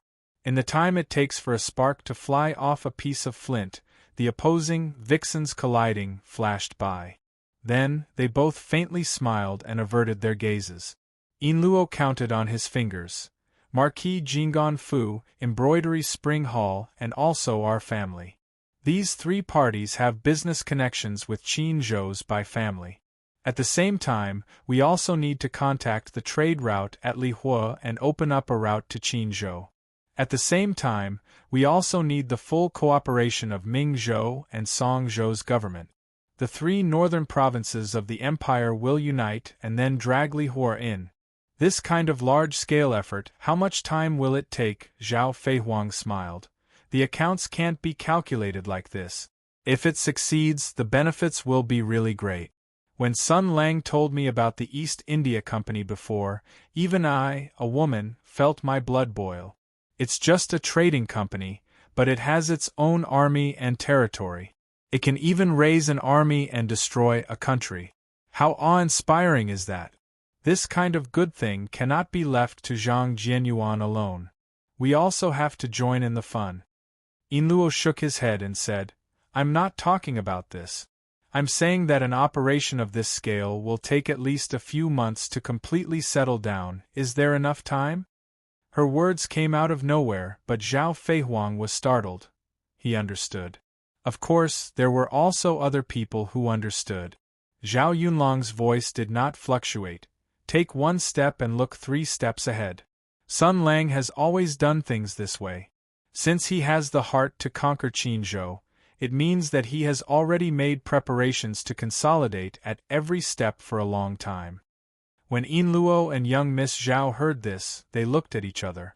Their gazes were somewhat startled. Sun Lang has already made preparations for a long time. After getting along with each other for a few months, they had become very familiar with Sun Lang. Sun Lang was a bold guy. He had no concept of being punished for what he said at all. His broken mouth really said whatever he wanted to say. What he usually said was either, I really want the proletarian revolution to overthrow the backward feudal forces, or I want to kill my way into the imperial capital and take over the position of the bird. It could be said that he was very rampant. As time went by, they gradually learned more things. They knew that Sun Lang had an unextinguishable flame of revenge in his heart. They knew that he had a persistence and hatred for the emperor. It was just that he was limited by some reasons and could not immediately put his revenge into action. No one knew better than the two of them about the persistence and hatred in Sun Lang's heart. Usually, they could often see Sun Lang sitting on the roof, looking in the direction of the imperial capital in a daze. If the book of life and death of the King of Hell appeared in front of him, he would definitely open it at the fastest speed and then cross the column of Huda royal family from top to bottom without hesitation. It was precisely because they understood the hatred and persistence in Sun Lang's heart that they had no doubts about Sun Lang's desire for revenge. Even if they suddenly heard the news that Sun Lang had rushed into the imperial capital alone with a sword and massacred the imperial palace, they would not feel the slightest bit surprised. They would only feel disappointed and worried. But it was this kind of Sun Lang, the Sun Lang who had an unbreakable stubbornness, the Sun Lang who had an impatient temper, the Sun Lang who planned to kill his way into the imperial capital and seize the position of the bird. This time, he had actually made slow preparations, step by step, and had even begun to make strategic arrangements in Qinzhou. That was why they found it strange. But the reason, Did they really not understand? Inluo and Miss Zhao looked at each other, and suddenly noticed a slight fluctuation in each other's eyes. What was the reason that could make this invincible impatience slow down the pace of revenge? The atmosphere suddenly became silent. No one said anything. Zhang Yinluo, Zhao Feihuang, Lu Shuzhen, Zhao Yunlong. They had more or less touched the real world in Sun Lang's heart, and they also knew what Sun Lang's current behavior meant. It meant that the thing that he had persisted for more than 2 years seemed to have undergone some subtle changes. After a while, Zhao Yunlong said indifferently, "Don't think too much. Speaking of which, this is actually a good thing. Let's take it slow. It's safer to take it slow. Besides, there won't be any accidents." It seems that the things that happened in the Bai clan castle changed his mind. Bai Yue finally did something good before he died. The girls slowly nodded. After the things that happened in the Bai clan castle, they received a message from Sun Lang. Sun Lang told them about Bai Yue. Bai Yue's past, Bai Yue's Dahuang Mountain, Bai Yue's madness, Bai Yue's despair, and his final decision. Sun Lang wrote a very detailed letter. Instead of talking about this matter, it was better to sort out his own feelings. They used to be as close as father and son. They drew their swords against each other in the Dahuang Mountain. Their loyalty and martial spirit were trampled on by schemes. Their noble souls were tainted by darkness. In the end, their scarred souls found the meaning of being a hero. This letter touched the girls deeply. Whether it was Zhao Yunlong and Lu Shuzhen, who already knew Sun Lang, or Zhang Yinluo and Zhao Feihuang, who met Sun Lang after the war. Sun Lang's plain tone, they went through Sun Lang's memories. It was as if they were there and witnessed the final outcome. They were more moved and shocked than that. The Sun Lang they saw was a wanderer 2 years after the war. He was all smiles and frivolous. He regarded the so-called honor and pride as nothing. For such a person, no matter how strong his martial arts were, no matter how many witnesses he had, it was hard to believe that he was once the brightest star in the 6 armies of Tianyuan. But after reading the letter, they all smiled faintly. Sun Lang said that before Bai Yue died, he finally regained his identity as a hero of Tianyuan. Just like the all-powerful Gold Radiance Grand Sword Master in his memory, he proudly welcomed the end of the hero. But in the eyes of the girls, it was more than that. Perhaps even Sun Lang himself didn't realize what he had done. The Sun Lang who stubbornly saved Bai Yue's life and wanted to cure his madness. Finally, the Sun Lang who extended his hand to the crippled Bai Yue and encouraged the old man in his memory, who was like a teacher and a father, to stand up again. The crisscrossing sword energy opened up the final path for him. The Sun Lang who watched Bai Yue charge into the air and kill Rushu. The Sun Lang who finished the last battle with Bai Yue and freed the old man from the nightmare of the Great War of Tianyuan. He hugged him when he was on the verge of death and accepted his apology. Such a Sun Lang also shone with the light of a hero. His sword-like posture was not inferior to when he was unparalleled in the world. Yinluo and the others saw the hero-like Sun Lang that they had never seen before. As for Zhao Yunlong and Lu Shuzhen, they saw the old man they had not seen for a long time. They were all agitated, wishing that they could immediately fly to Sun Lang's side. They were excited and proud, as well as tender feelings that could not be dissolved and beautiful blessings. In this world, which girl didn't want the person of their dreams to be an indomitable hero who could support the heavens and earth, who could look up to him with a clear conscience and eternal light? Perhaps what happened at Bai Clan Castle was the most important step for Sun Lang to take towards the light. In fact, this was also very good. They looked at each other, and all of a sudden burst of laughter.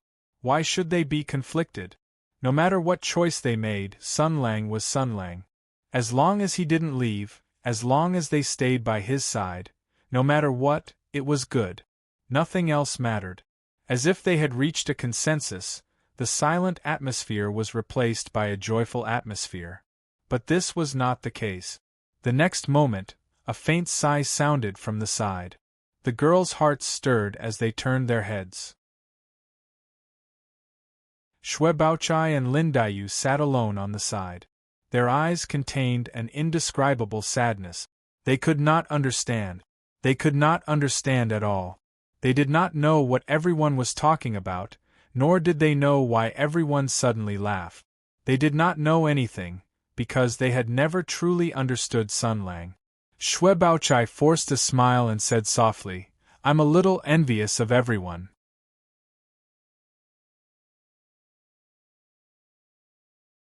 Chapter 7:15. In the silent flower hall, Xue Baochai's gentle voice slowly whispered. "I'm a little envious of everyone," she said. She had always been a girl who was as careful as hair. Today, she realized that terrifying barrier. Yes, barrier. She sighed softly. "Pinner and I haven't seen husband for more than 2 years. Things have remained the same, but people have changed. Although he is still the same person as before, I always feel that there is a lamentable and thick barrier between us. I don't even know why Miss Zhao and Miss Zhang were silent before." Lu Shujian's expression changed slightly. She sighed softly. Sister Bao said in a daze, "Is there something wrong with taking Qin Zhou and planning slowly? If husband wants to take revenge and vent his anger, he naturally has to threaten the situation and force the imperial capital. If he doesn't take Qin Zhou, grab chips, and gain support, what else can he do? In the end, he is the marshal of the empire, a subject of Hutu, and the grandson of the Jia family. Can he openly rebel? Let's not talk about the fact that this is the Jiang country that he and countless fellow soldiers who died in the calamity have built with their own hand. If he raises the flag of rebellion high and meets the soldiers of the imperial court on the battlefield, how will he face his former fellow soldiers? Where will he place the ancestors of the Jia mansion? I don't know. I don't know what husband is thinking. The emperor has lost his virtue and harmed loyal people. Naturally, it is greatly wrong and he must vent his anger. Now that the war has ended and the world is at peace, there is no need to defend against foreign enemies. The struggle between the power of the monarch and the power of the subjects will surface. The emperor intends to take back his power, and the subjects have long been on guard.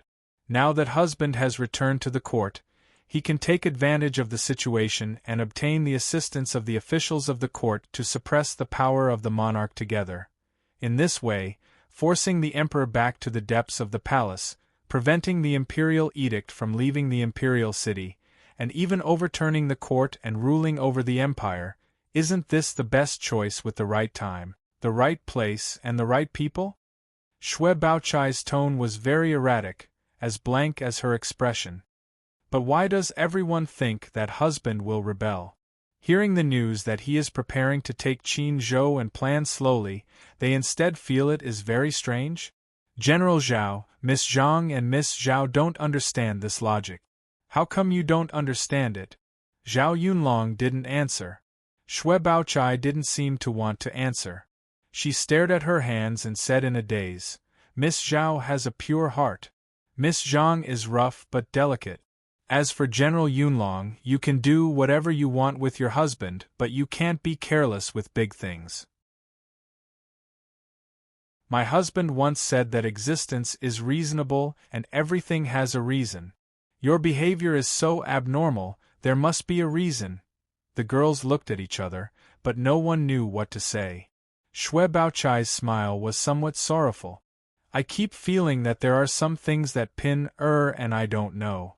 Husband is hiding things from us. General Zhao and Divine Dr. Lu are also hiding things from us. But what exactly it is, I don't dare to think or guess. We've been separated by life and death with our husband. To be able to meet him again is already a blessing from the heavens. No matter what, as long as he's still him, that's all that matters." But, at this point, Xue Baochai couldn't continue. Tears like beads slid down her bright and clean skin. In her heart, she had long viewed Sun Lang as her husband. Even if they hadn't been engaged back then, after the Battle of the Great Wilderness and the news of Sun Lang's death in battle, she still resolutely announced that she would marry into the Jia family to observe filial piety for her dead husband, and she had already decided to observe filial piety for the rest of her life. As for later, when the clouds parted and the moon appeared, it made her so happy that it was as if she was in a dream. She had originally thought that as long as her husband was still alive, as long as her husband was still willing to recognize her, nothing else mattered. But she was wrong. After not seeing each other for 2 years, her husband had become much more distant from her. There was even a faint sense of vigilance and concealment. She didn't know what her husband was concealing and guarding against. They were clearly husband and wife. They had even crossed death. Was there anything that couldn't be said? Especially when she discovered that only she and Pin didn't know. But Zhao Yunlong knew, Lu Shuzhen knew, Zhang Yinluo and Zhao Feihuang seemed to also know. She didn't dare to think about what this meant. There were too many frightening things for her to think about. Why didn't her husband use his real name, and instead call himself Sun Lang? In these 2 years, why didn't her husband return home even once? Even now, he lacked interest in returning to Jinling. He also didn't take the initiative to ask her anything about the Jia family. There were too many suspicious points. She didn't dare to think about them carefully. She had originally planned to continue waiting for her sincerity to move metal and stone. Just like how she had waited for 2 years with infatuation until her husband finally returned. She had originally thought that she could continue to wait, but she was wrong. Because she was afraid. Because the last time she waited, there was already no worse result. The worst was that she would guard her husband's cenotaph for the rest of her life, and then go to the netherworld to continue their previous fate. But this time, she really didn't know what kind of result there would be from waiting.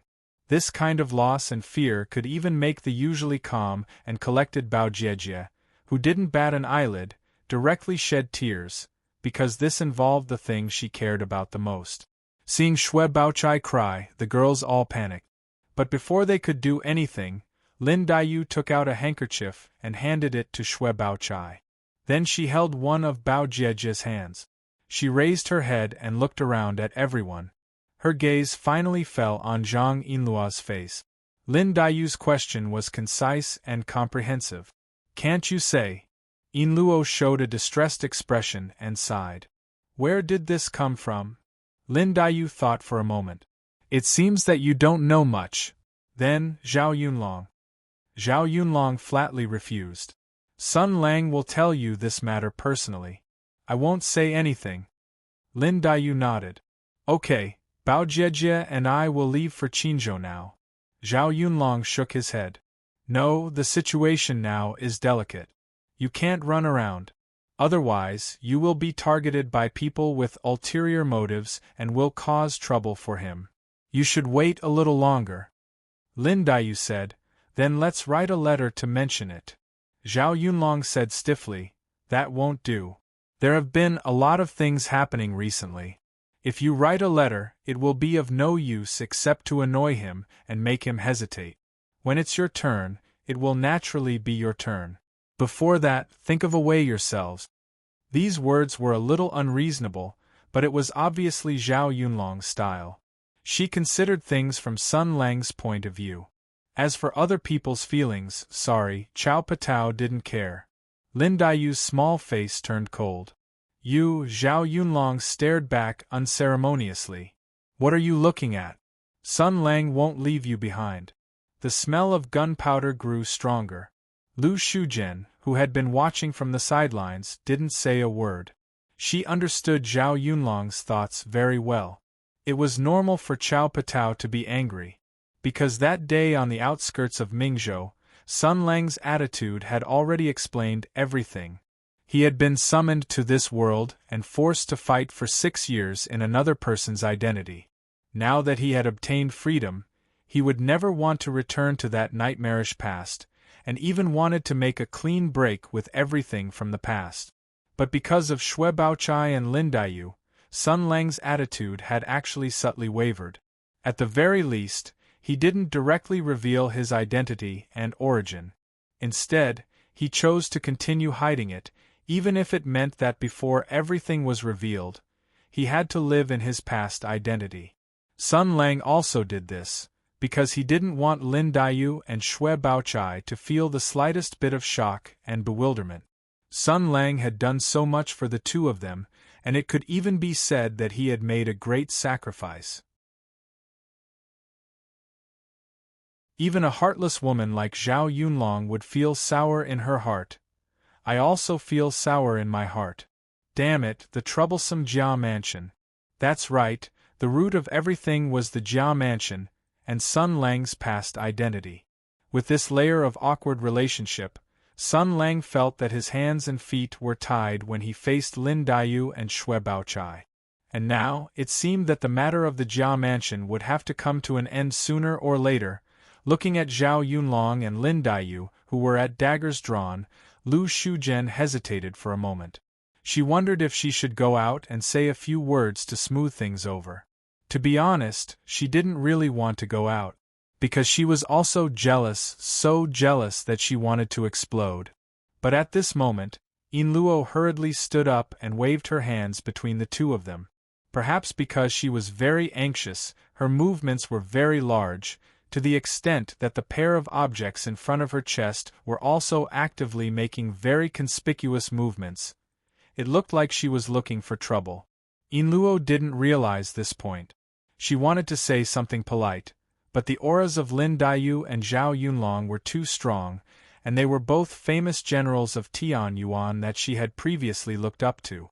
For a moment she didn't know what to say, but she had to say something. Therefore, her brain heated up, and a sentence suddenly popped out in her heart. Without thinking, she blurted it out. "Don't fight, don't fight." The air suddenly became quiet. Zhao Yunlong and Lin Daiyu's expressions became rather strange. The next moment, Lin Daiyu couldn't hold it in and burst out laughing. Sun Lang was a transmigrator. Sun Lang didn't want to forget this identity, didn't want to forget his hometown. But back then, in the army, he was alone and his martial arts had yet to reach great success. He had to keep this secret and play his role well. He couldn't meet people and tell them that he came from another world. Therefore, there was only one way left to remind himself to remember. Nonsense, jokes, science, stories. He did his best to leave his mark in this world. Whatever he thought of, he would say it so that others would know, so that he wouldn't forget. And the interesting and practical joke of, "Don't fight, what are the benefits of Jinkala? Whoever says it right will get it," was naturally said many times. And this joke was very familiar to both Zhao Yunlong and Lin Daiyu. The former was inseparable from Sun Lang, and the latter almost never missed any of Sun Lang's story meetings. Therefore, when Yin Luo accidentally said that sentence, everyone actually got it. At least, with Lin Daiyu's smile, the hostile atmosphere actually eased just like that. Fortunately, by chance, Sun Lang's messy things still had such an effect. Yin Luo let out such a sigh in his heart. Speaking of which, why did I have to do something like stop a fight? Really, Sun Lang, you have to remember to thank me properly. Yin Luo curled his lips in his heart and said softly, "Sisters, can I say something?"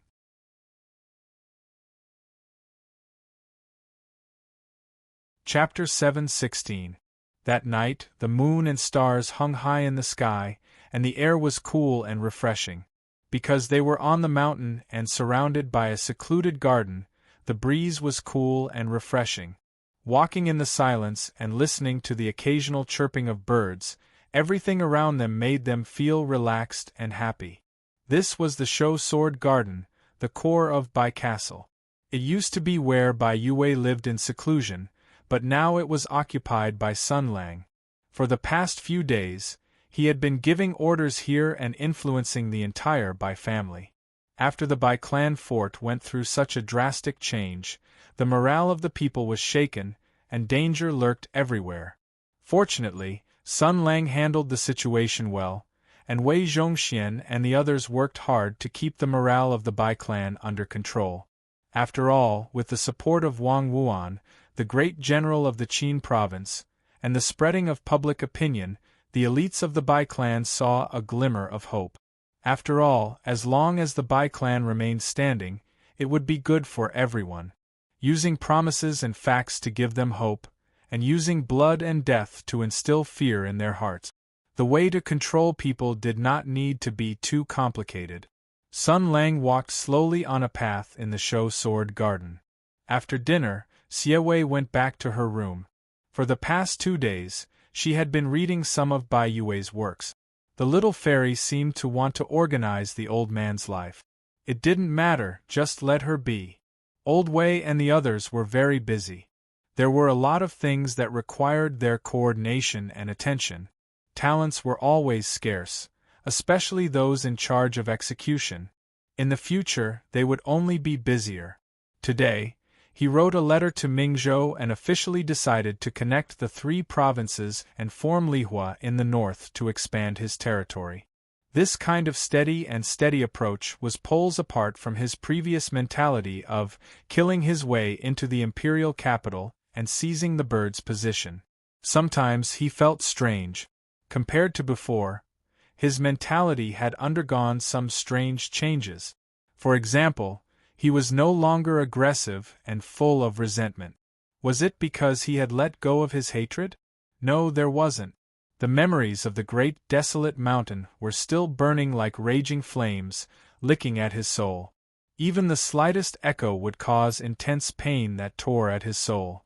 Moreover, within this hatred there was a new hatred. Bai Yue's story had come to an end. His Tianyuan War had come to an end. The souls of his fellow soldiers had been laid to rest, but the pain of the old man would not be forgotten.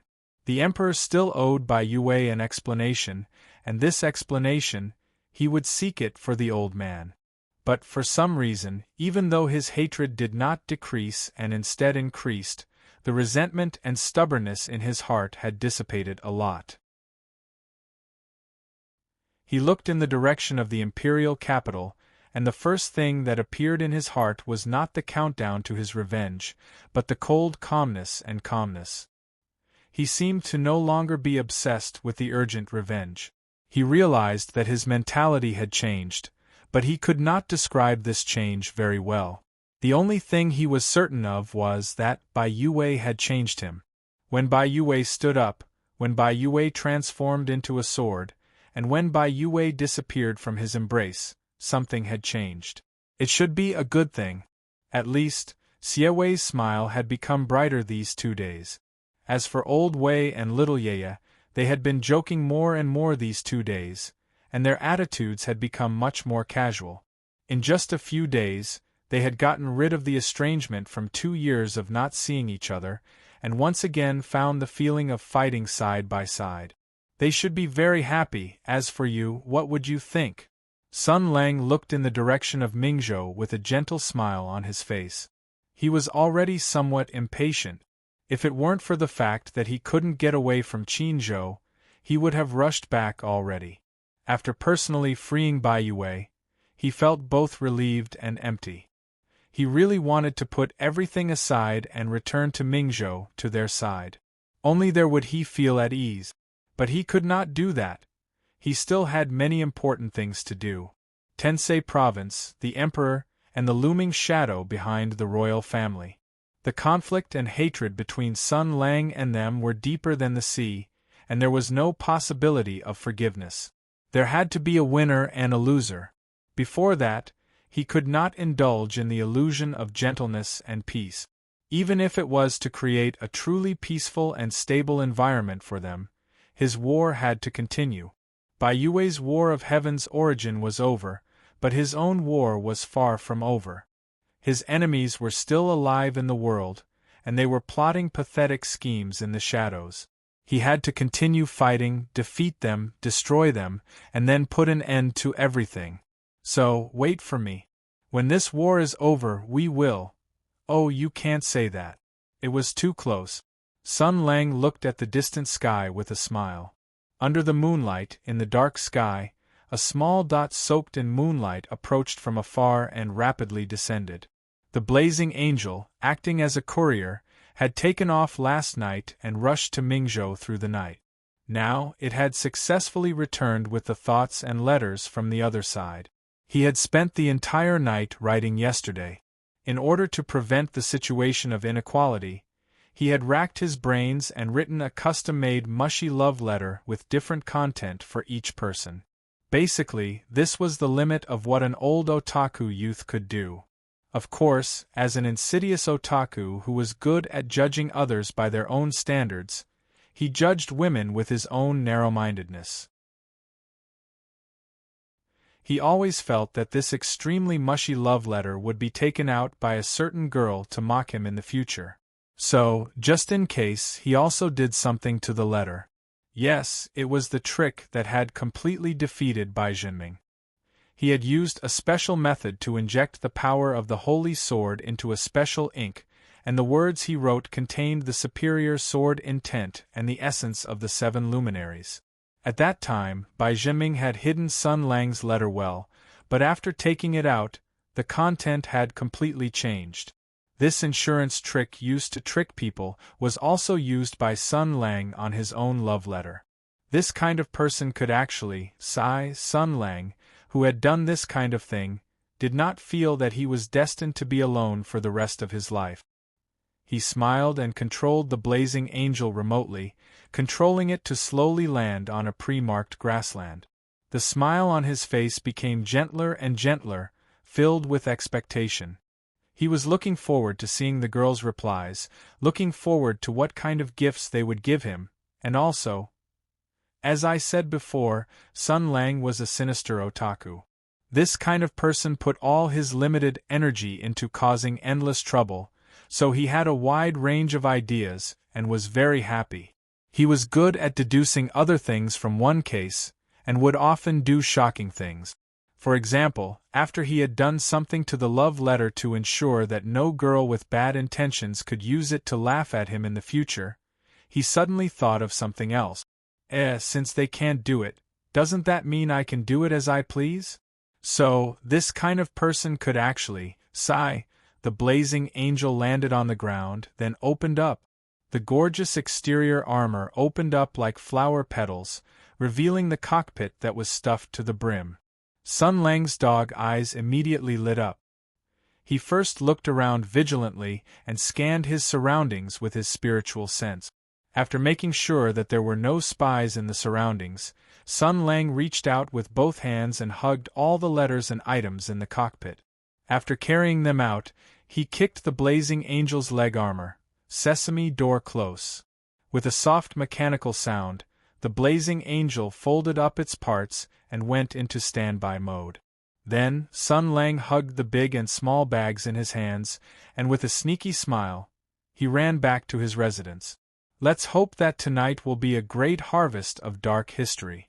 Returning to his room, closing the door, and putting away the things, he did it as fast as a gust of wind.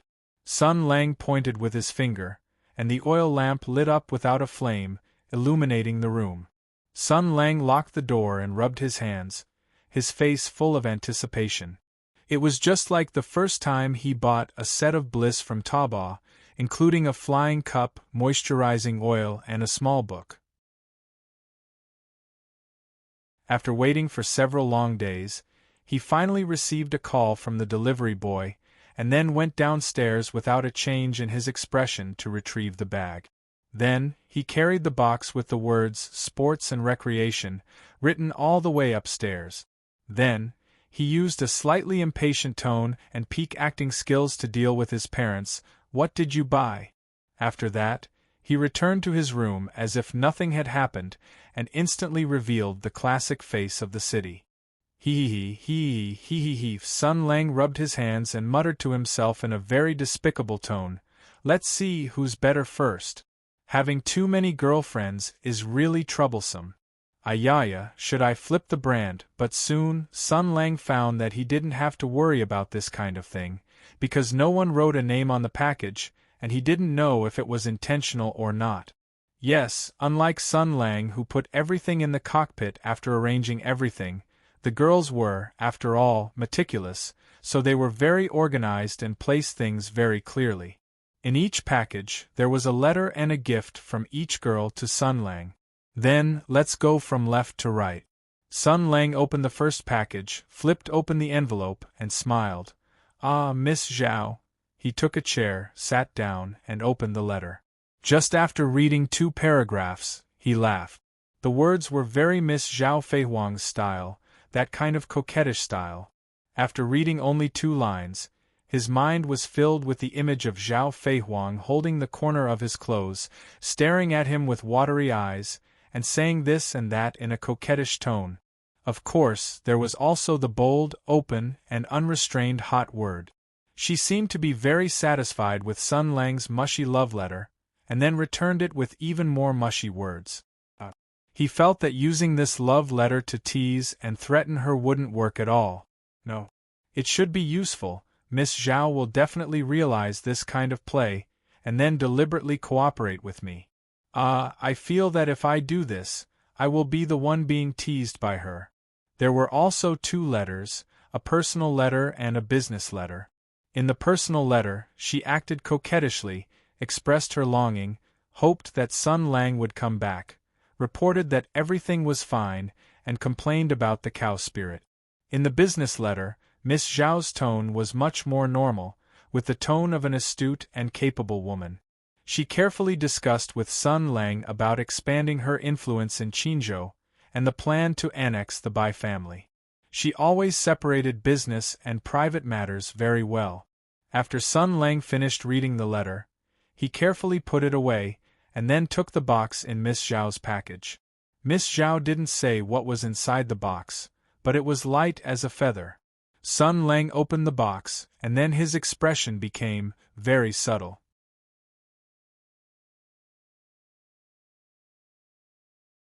Chapter 7:17. Yes, it was white, embroidered with beautiful patterns. The material was very soft, very smooth to the touch, very good to the touch. It was the best fabric. Smelling it, there was a refreshing fragrance, charming, intoxicating, and moving. Sun Lang put down the thing in his hand without changing his expression. According to his vision, touch, and smell, he felt that he could completely determine what the thing in front of him was. This, its scientific name, was underwear. Simply put, it was ancient female underwear. And the full name of this underwear should be Original Zhao Feihuang's high-end tube top. At least, it was the golden quality. Yes, original. There was also a piece of fine silk inside the box. Sun Lang unfolded it, and inside, there were fine and beautiful words written with an eyebrow pencil. Sun Lang, wearing it for 3 days, please enjoy. Ah, this annoying little demon. In your eyes, am I that kind of person? Sun Lang's face was full of anger, and he threw the underwear in his hand. The soft white silk fabric drew a beautiful arc in the air, and then fell on the bed. But speaking of which, underwear, Sun Lang's heart was moved. He seemed to have thought of a good idea. But now was not the time to think about this. He glanced at the underwear lying on the bed, and then withdrew his gaze. After putting away Miss Zhao's package, he opened the second package. This one was from Chao Patao. Zhao Yunlong's letter was very thin, which was very in line with her personality.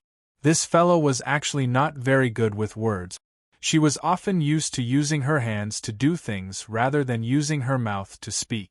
Even if it was to express her feelings, it was the same. Compared to saying the words, I love you, Zhao Yunlong was more accustomed to suddenly exploding without saying anything, pushing you into a haystack, and then rushing in to hug you and bite you.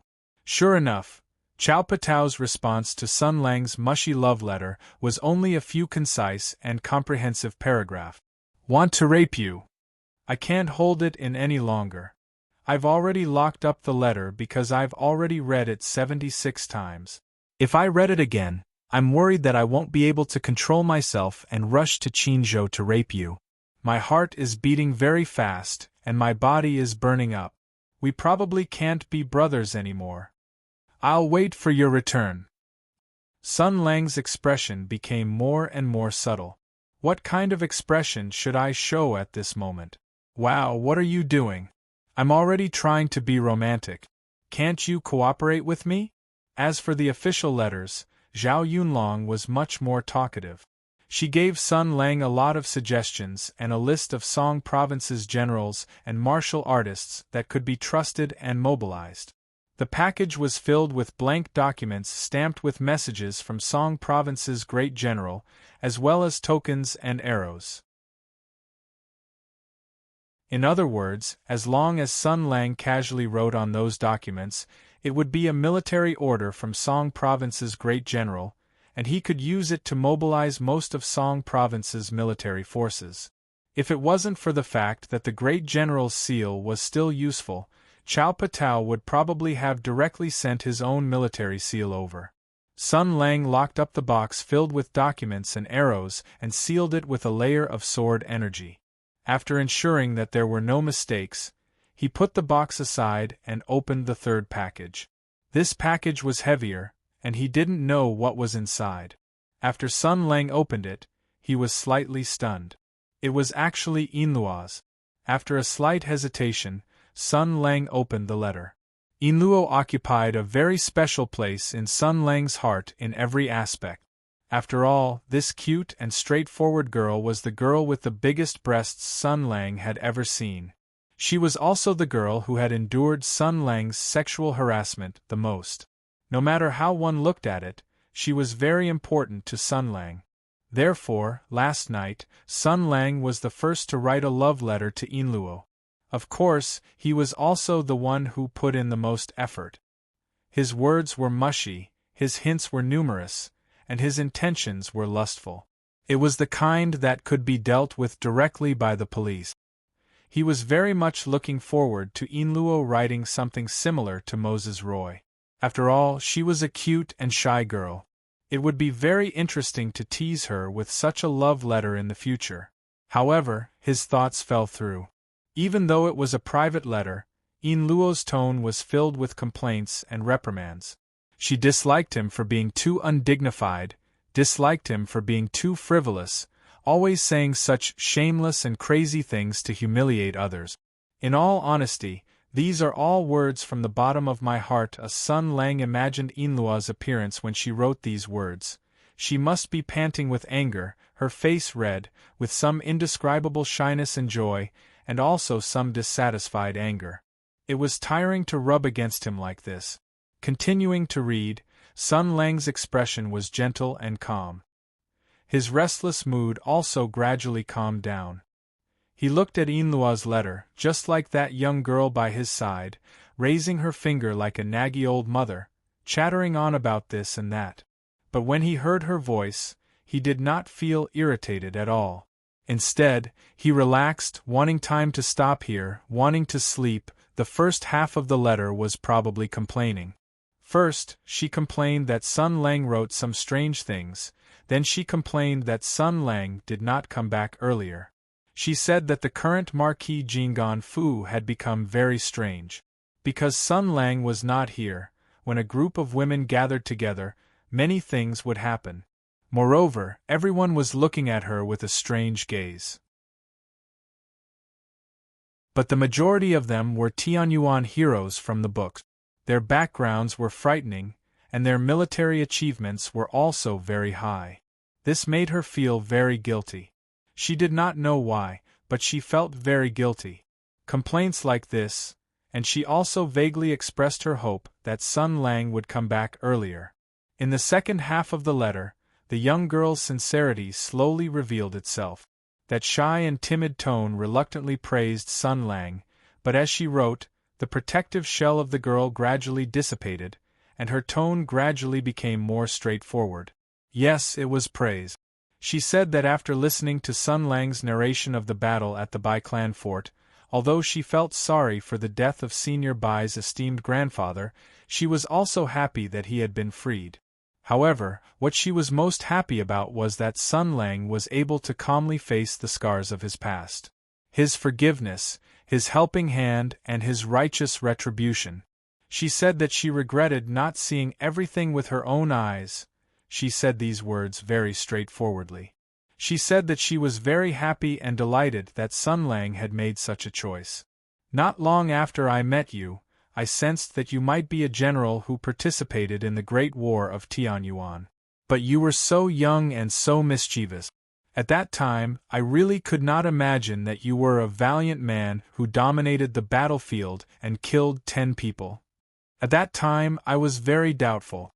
But later, when I met Hu Huaishou and General Zhao, I became more and more surprised.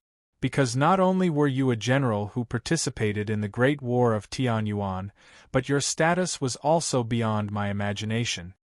You once told me that you were more upright and more righteous than anyone else. At that time, I only thought that you were joking, because I really could not imagine what you would be like when you were upright. That face of yours seemed to be born to laugh carelessly. In fact, this is quite good. It is better to laugh carelessly than to keep a straight face all day long like my father.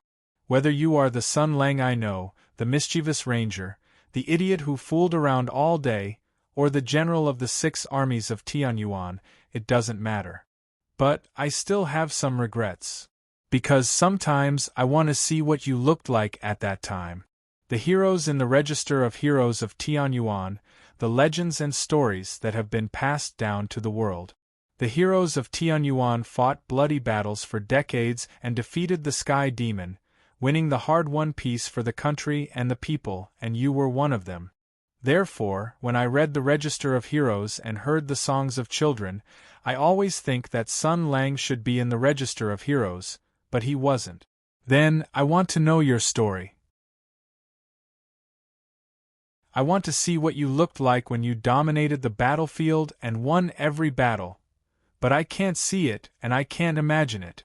What I see is you who retired after your achievements, who took off your armor and traveled far away, who was a little tired, and who returned to normal.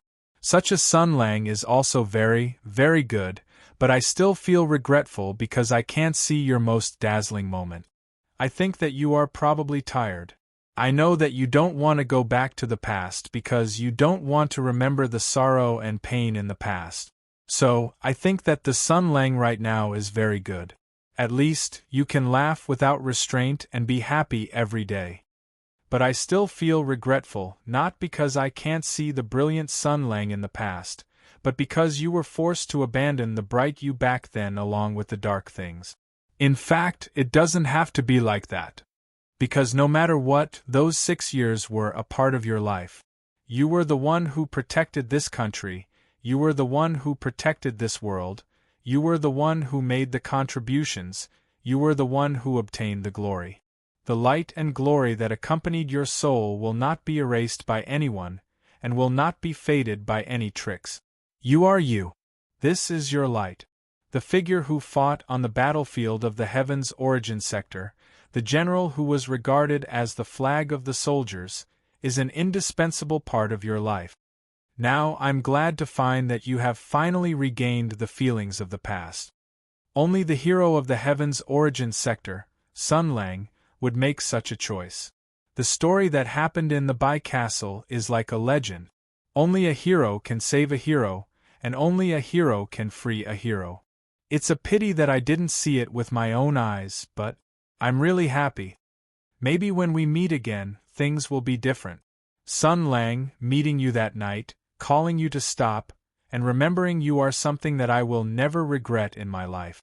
The handwriting after that was a bit messy, as if the writer had spent a lot of courage to write the following paragraph. Sun Lang, who was always happy, is naturally very, very good. But the Sun Lang, who shines in the sky like the sun, is also very, very good. If I have to choose, I want to be greedy. Because no matter which one it is, it's still you, it's still my hero.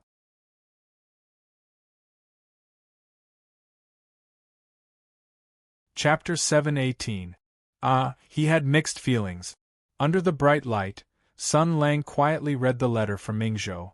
The content of the letter was as reserved as ever, just like the shy girl. But there was also passion hidden in the reservedness. She expressed her expectations, wishes, and hope.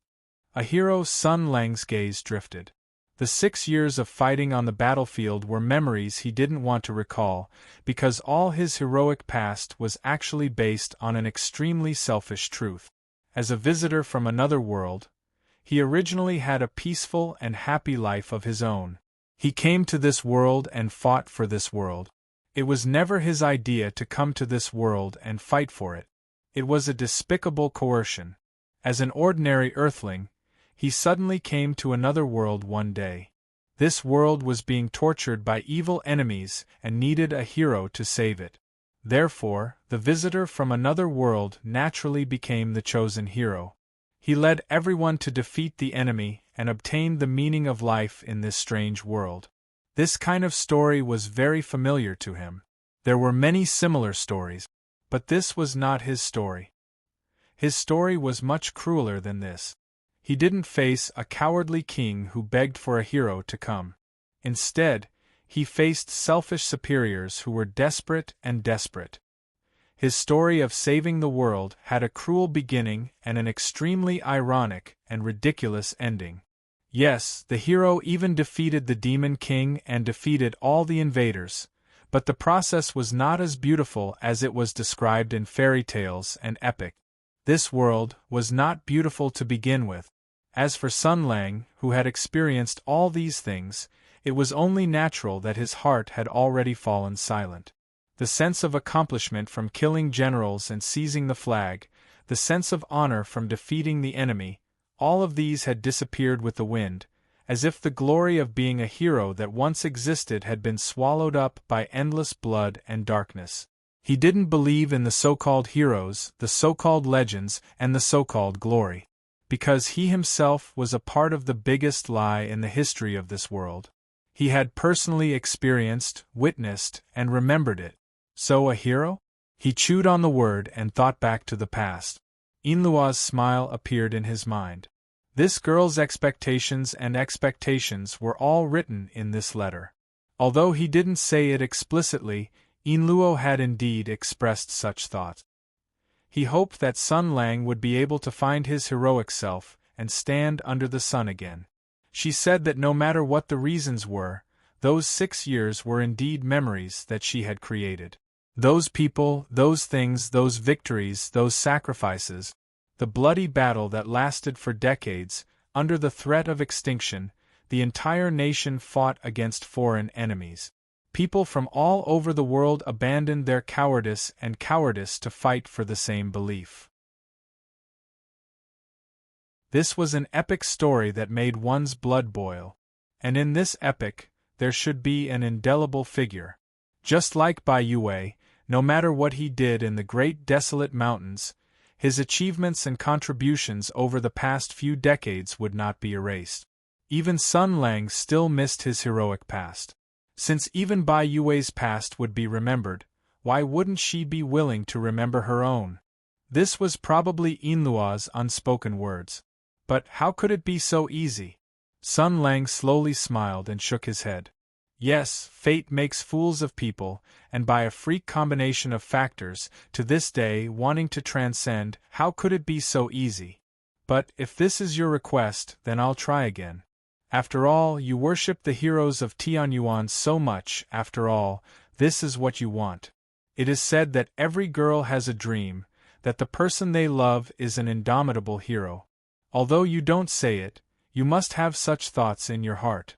Since that's the case, then I'll try again. Sun Lang continued to read with a faint smile.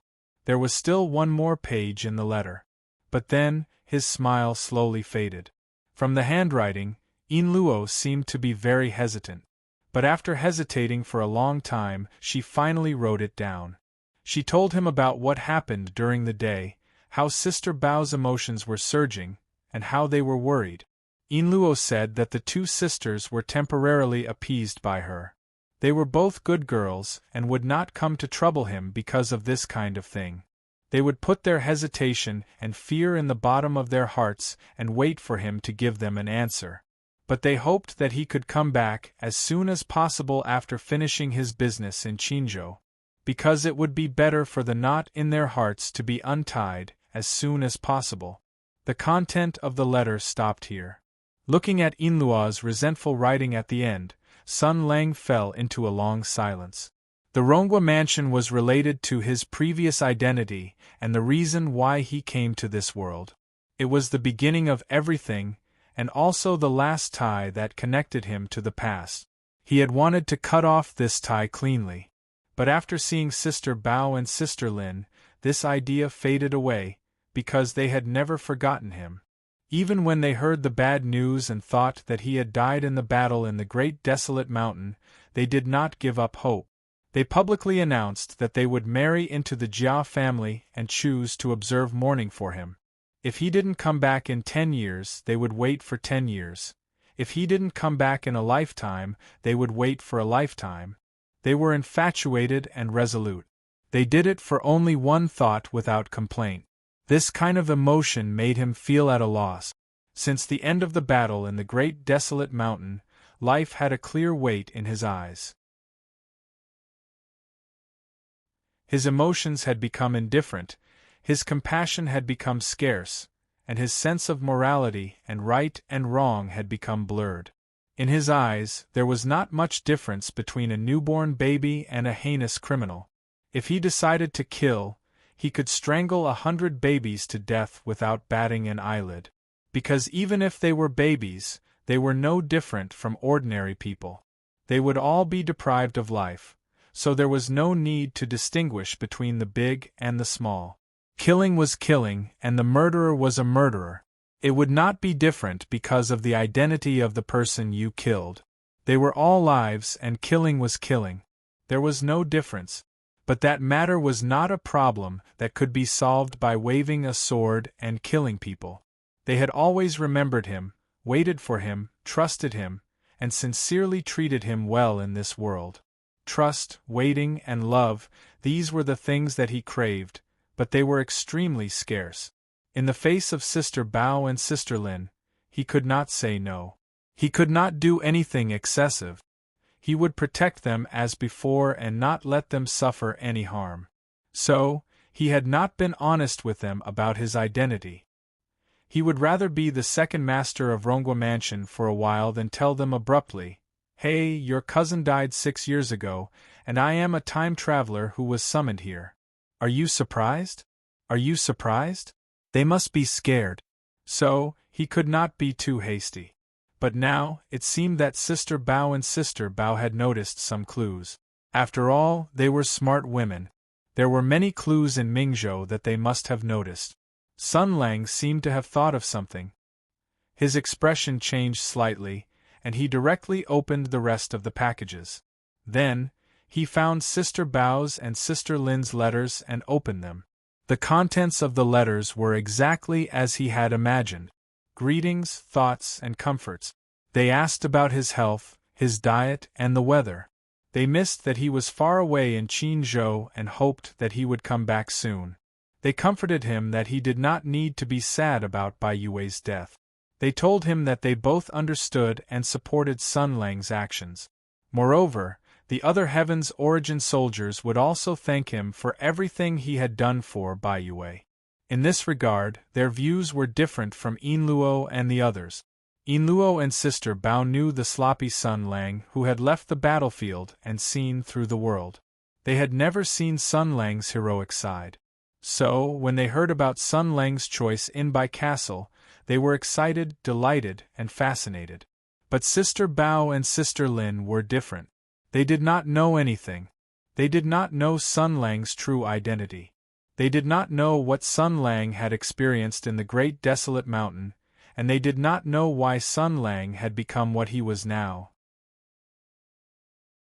They only knew that their husband was a peerless general who was the best in the 6 armies. He was the brightest star in the Book of Heroes of Heaven's Origin. In their hearts, Sun Lang would always be the same as he was in the past. He was a peerless, unparalleled hero who was hard to find in the world. Therefore, they took everything that Sun Lang had done in Bai Castle as a matter of course. They did not feel the slightest bit surprised or surprised. They only offered their wives comfort and affirmation. Yes, they did not know anything. Because of their identities, Sun Lang would not open his heart to them like he did to Zhao Yunlong. There were things that Chao Patao knew that they could not know. For example, his true identity was because Lin Daiyu and Xue Baochai were from the Rongwa family. Sun Lang let out a soft sigh. Regardless of whether it was Sister Bao's letter or Sister Lin's letter, the contents of the letter were just as he had expected. There were only greetings, thoughts, and words of comfort. There was nothing else. What Yin Luo mentioned in his heart, he didn't even mention anything about their confusion and panic, as though nothing like that had happened. Just like what Yin Luo had said, they were all good ladies. If they had something on their minds, they would only keep it in their hearts and wait for him to talk about it, and not take the initiative to bring it up and trouble him. Sun Lang let out another soft sigh. As the saying goes, a beauty's grace is great. It felt good, but not good. His fingers subconsciously knocked on the table. For a moment, his mind was racing. He was an imposter.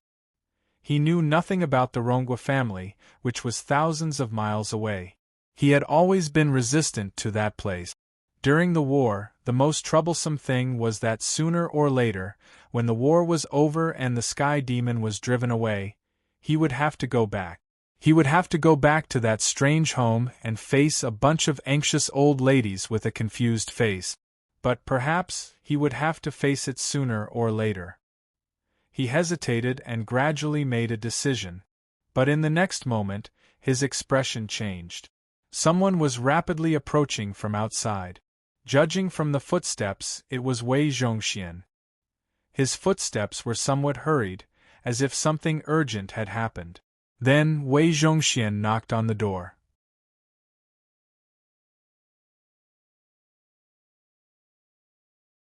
Chapter 719. When Wei Zhongxian knocked on the door, Sun Lang's eyes sharpened. It only took a moment for him to break free from his sadness, sighing, and joy. He once again turned back into the meticulous Lord Marshal. The Lord Marshal judged the current situation in a split second. Now, he was alone in the room with open packages in front of him. Those were gifts from his girlfriends, as well as love letters written by them.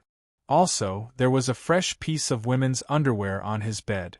This was the explosive point. If it was Xie Wei who knocked on the door and wanted to come in, and he happened to forget about the underwear and was seen by the little minx, then what happened next was very likely to develop in the direction of a romantic comedy, accompanied by some kind of misunderstanding, and then there might be benefits or something that he liked to see. But it wasn't Xie Wei who knocked on the door, but an old and dry eunuch. Then, if he saw that thing, it wouldn't be a very pleasant thing. No matter what, it was very uncomfortable to be stared at by this guy with a strange gaze. In a split second, the Lord Marshal, whose eyes were like torches, made a detailed consideration. The next moment, he waved his hand, and an invisible force shot out. The curtains of the bed were lowered, and then, with the fastest speed, the packages on the table were sorted out and sealed with sword energy. Very good. Sun Lang did it very skillfully. This was a skill that every boy who had experienced adolescence would master.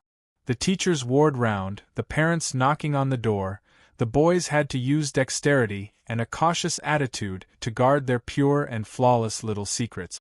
After doing all this, Sun Lang walked to the door with light steps, unbolted the door, opened it, and said with a smile, "What are you doing here in the middle of the night?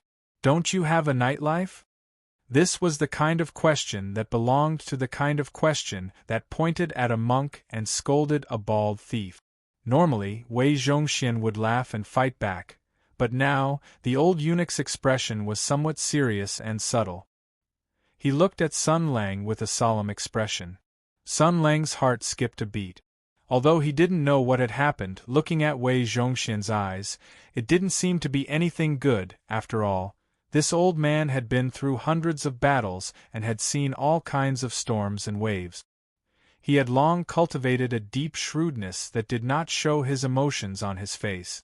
What kind of thing could make him reveal such an expression? Wei Zhongxian looked at Sun Lang and said slowly, "Master, it seems that young Master Dao is here." Sun Lang was stunned. So that was the case. Wei Zhongxian was very shrewd. He did not show his emotions on his face. He would only worry about his master's worries. That matter was actually a small matter, but to his master, it was a very big matter. Jia Sherdao was Sun Leng's cousin and the legitimate son of Ningguo Mansion. The Jia Mansion had two dukes. They were the Rongguo Mansion and the Ningguo Mansion. They were the two most prominent families in the family. They were both famous families with a long history in the empire. The Tianyuan War had lasted for decades. When the country was in danger, the nobles who had rested with the country and received the favor of the emperor naturally had to go to the battlefield without hesitation. The battlefield was the most dangerous place in the world. Death was the same. Lowly soldiers would die silently on the battlefield, and so would the noble. Therefore, among the high and mighty nobles who inherited their titles, some continued the glory of their ancestors and wrote their own legends on the battlefield, while others were defeated and died quietly. It should be known that war was the quickest way to reshuffle the card. It could violently overthrow everything. It might take more than 10 generations of unremitting efforts to establish a noble family, but it only took a destructive conflict to make this magnificent building collapse with a loud bang. The Rongguo Mansion was facing such a situation. The cruel battlefield swallowed up the elite disciples of the main family, and even caused the momentarily illustrious Rongguo Mansion to face a difficult situation that was difficult to continue. As the backbone of the family, the second generation of the family members who were in the prime of their lives died one after another on the battlefield, and only the third generation of the family was left. Moreover, they were naughty and mischievous, and were completely useless. The situation of the Ningguo Mansion was much better than that of the Rongguo Mansion, but it was also limited. The third-generation legitimate son of the Ningguo Mansion was the same as the Rongguo Mansion. He was also naughty and mischievous. The once incomparably prominent Jia family seemed to have suffered the supercilious eye of God. Bad things happened one after another. The huge family business was in danger, and the magnificent building was on the verge of collapse. Now that things had come to this point, the decline of the Rongguo family was already doomed. The only thing they could do now was to protect their only son and hope that he would grow up quickly, marry a wife, and have many, many sons. They would spread the family's bloodline and lay the foundation for their future rise.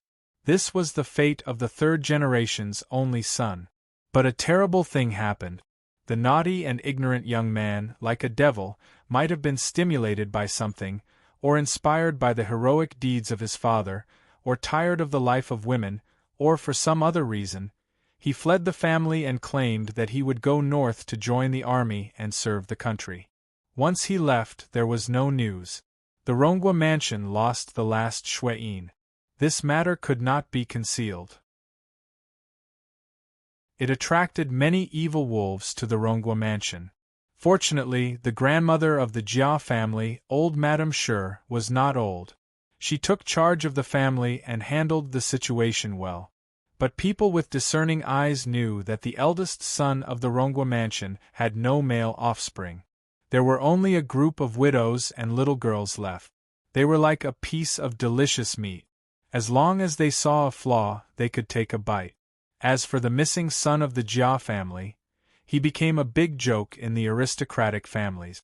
He became a negative example in educating the younger generation.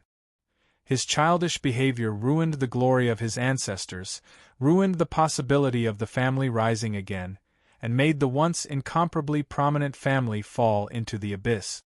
He was a stupid example of disloyalty and unfilial stupidity.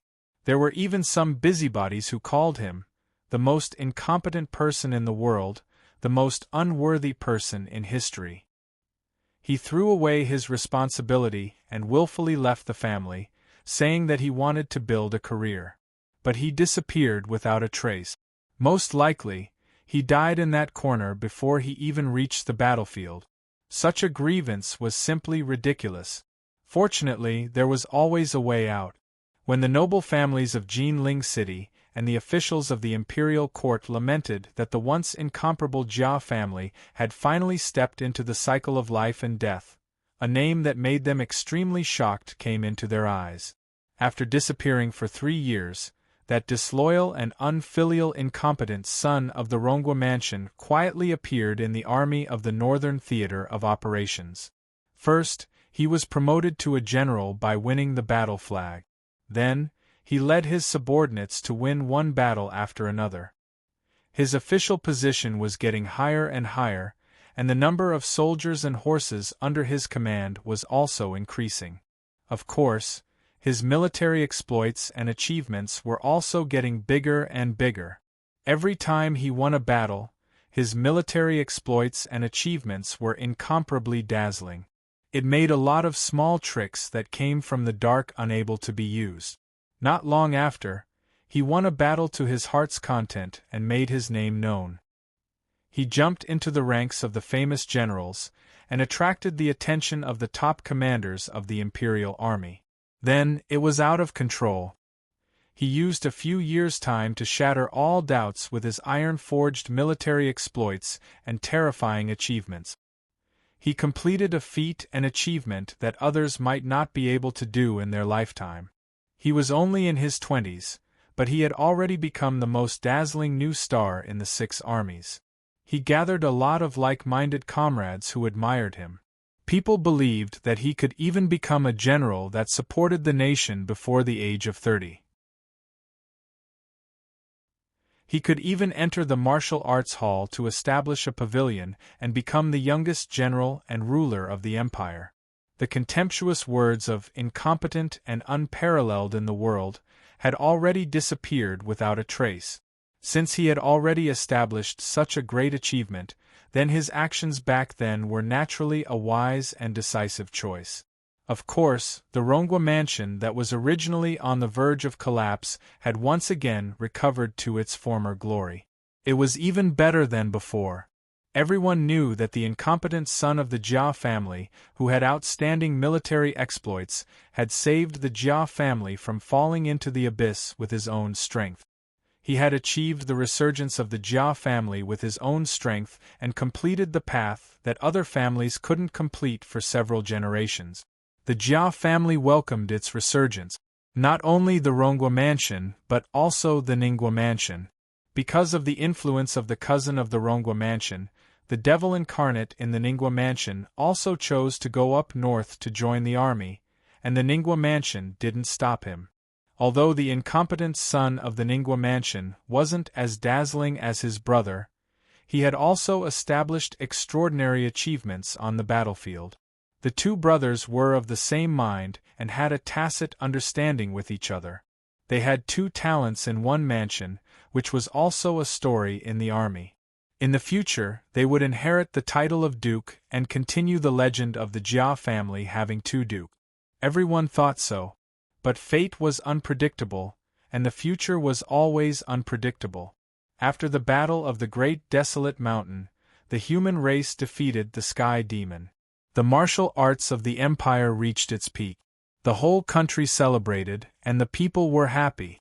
The souls of the heroes who died in the battle were solemnly mourned, and the living heroes were richly rewarded.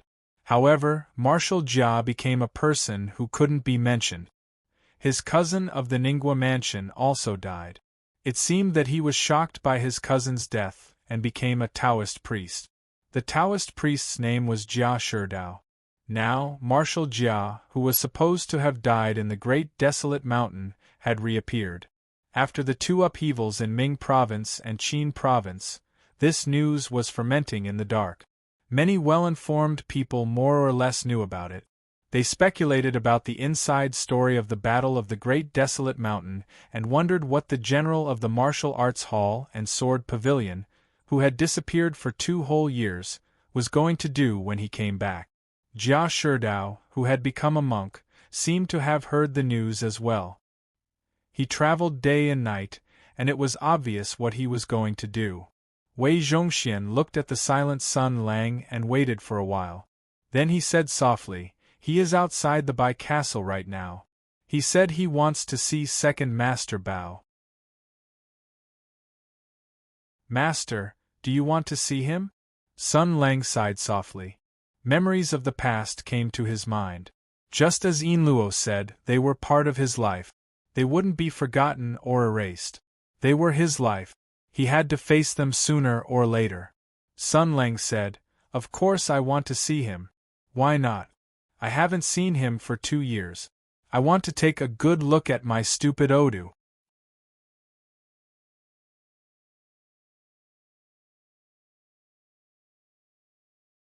Chapter 720. Time slowly flowed back to a few years ago.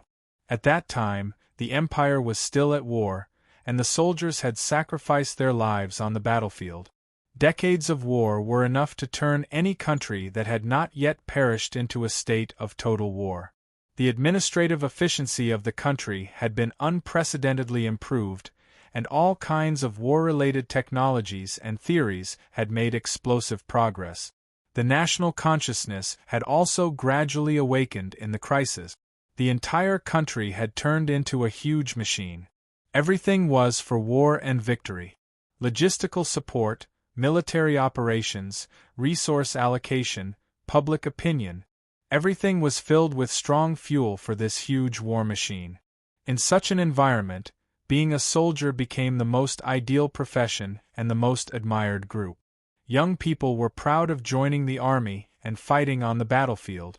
Sacrificing one's life for the country had become the highest tragic aesthetic. Magnificent and heroic frontier poems had become the mainstream of the literary world. The martial spirit of the Hutu Empire had reached its peak. Whether they were from a prestigious family or from a humble background, ambitious young people would travel thousands of miles to the battlefield. In such a big environment, a young man from the Ningwa mansion came to the north. That was the first time Sun Lang met his cousin. "Greetings, Bao Tangxiu. Many years ago, you ran away from home and the entire Jinling was turned upside down. You disappeared without a trace, but I suffered an unexpected disaster. Because they were afraid that I would imitate you, my family gave me the strictest order. My clothes, food, housing, and transportation were all closely monitored. I was like a bird in a cage, a turtle in a jar. Even the air I breathed seemed to be tight, and it was like this for several years. At that time, I hated you very much. I don't know how many times I scolded you in my mind, but I also felt a little pity for you. Because what happened to me at that time, I was afraid that you were also tired of it, so you ran away. But now, because of your success, you have won a lot of glory for our ancestors, and let the Jia family hold their heads high. I also benefited from it. I was able to go to the north to join the army because of your example.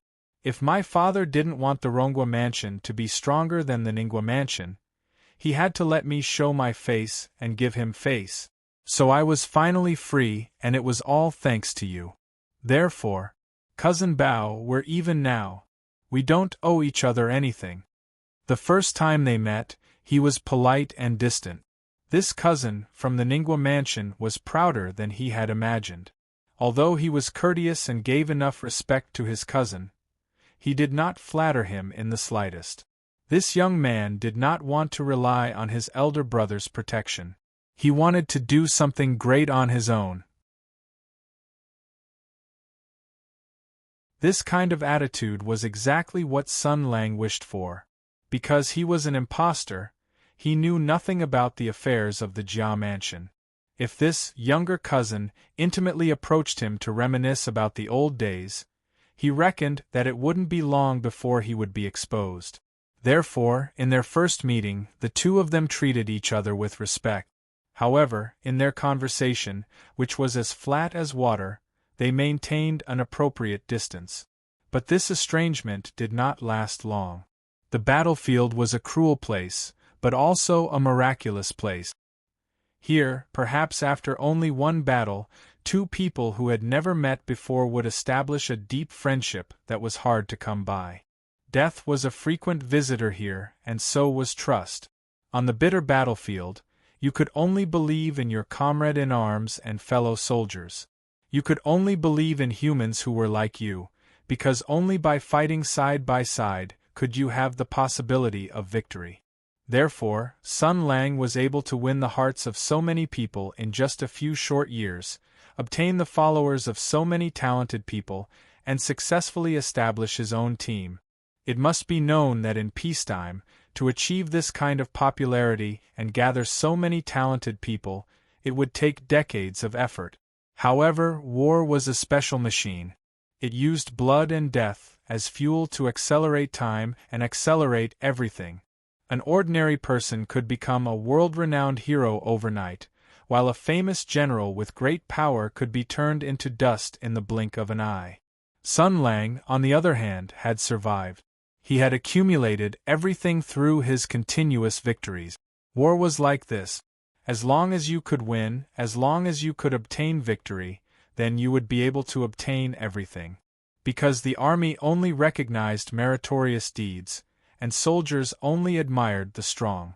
And as a strong person, if you could show some unique personality and charm, then more and more people would see you as a wise leader and be loyal to you.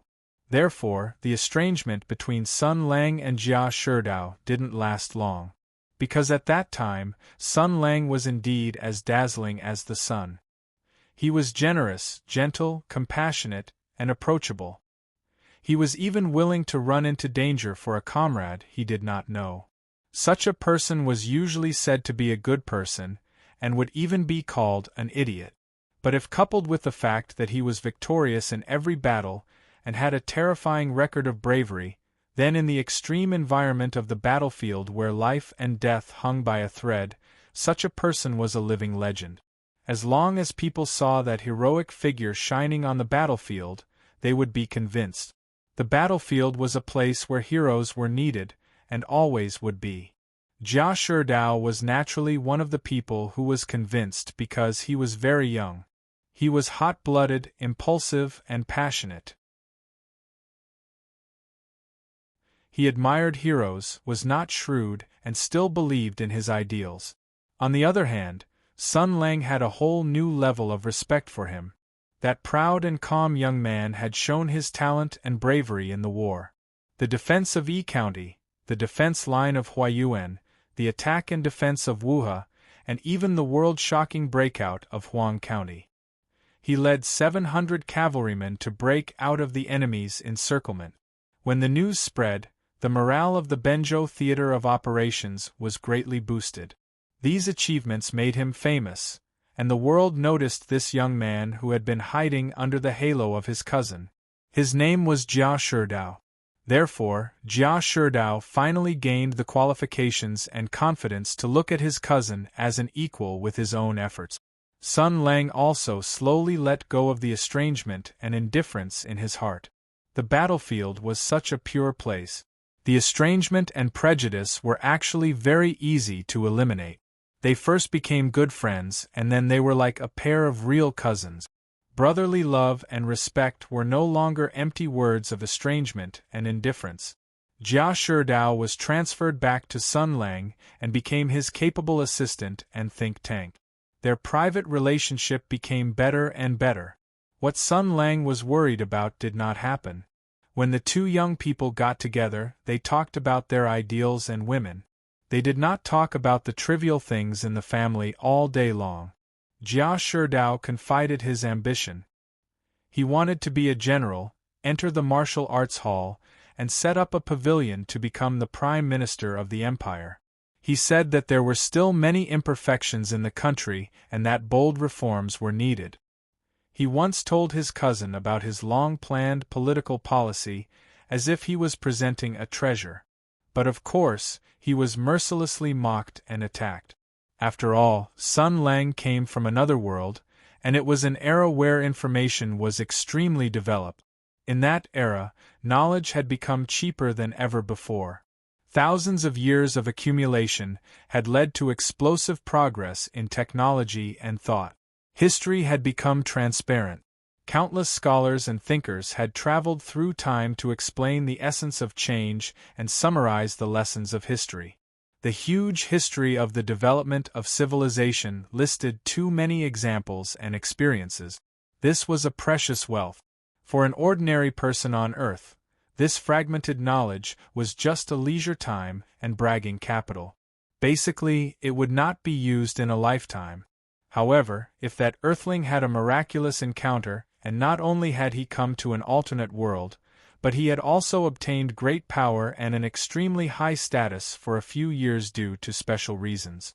Then, after combining the knowledge from his previous life with his current vision, he would gain experience and insight that surpassed the era.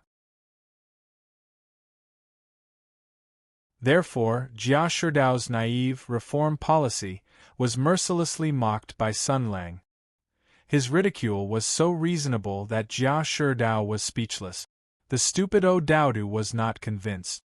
He asked his cousin if there was any good way to solve the problem.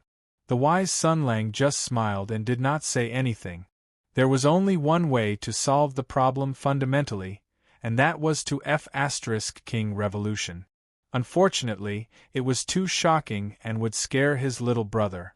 However, O'Dowdu clearly misunderstood Oniichan's smile. Or perhaps it could be said that his worship and respect towards his elder brother made him feel that his elder brother was the one who could change the empire. Thus, under the moonlight, he made a promise to his elder brother that he would assist his elder brother and make this country better in the future.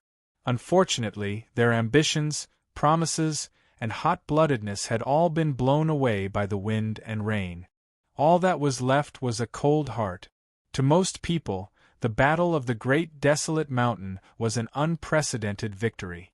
It was an epic that brought peace to the world. However, to a small number of people, this victory was like a thunderclap. Jia Shidao, who also survived, refused the imperial court's reward. He was a smart person, and he could see things clearly, so he was powerless. His own family, the Rongwa manor that had lost his cousin, there were too many things that tied him down, making him unable to do anything. So, his hot blood was cooled by the heavy darkness. He, who used to be high-spirited and hot-blooded, uncharacteristically left a poem that said, "Life must be drunk when there is wine. How sad are the children and grandchildren of Qingzhou." He even became a Taoist priest. No one knew the struggle in his heart. No one knew the sadness in his heart. Maybe it was because his brother was too dazzling, or maybe it was because the war covered most of the darkness. But at the end of the war, this young man who used to have dreams finally saw the cruel things. And the death of his brother shattered everything he once believed and held on to. But now, after 2 years, he came all the way to Qingzhou because he heard a shocking piece of news. When his father stepped into his mountain again and threw the secret report in his face, Jia Shidao was stunned. Now, he came all the way to the Bai Castle. He was waiting for an answer, waiting for the truth. When Wei Zhongxian showed up and asked him to go to a place, he knew that he had waited for it. Eunuch Wei led Jia Shidao to a house, opened the door, and invited him in. Jia Shidao didn't look at the old eunuch from the beginning to the end. He didn't even look at him now. Because he saw a man. Although the man's back was facing him, his hair was very strange, and his clothes were barbarian style, he couldn't be wrong. He couldn't be wrong. The man turned around and looked at him, his face expressionless. "You're here," he said. Jia Shidao didn't say anything. He rushed up and waved his fist.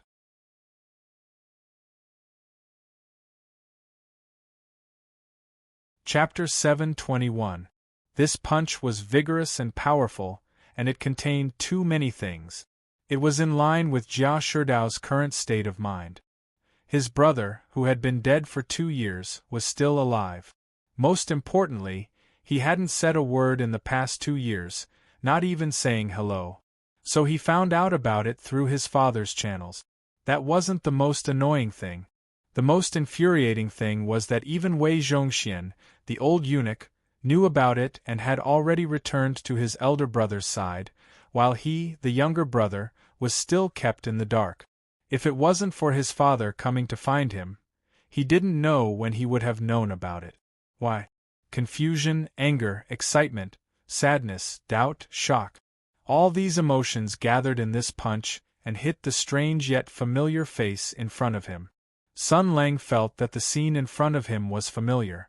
It could often be seen in movies and anime, especially in Japanese anime. The characters or male protagonists, who looked very arrogant would, for various reasons, forcefully take the opponent's fist with their face.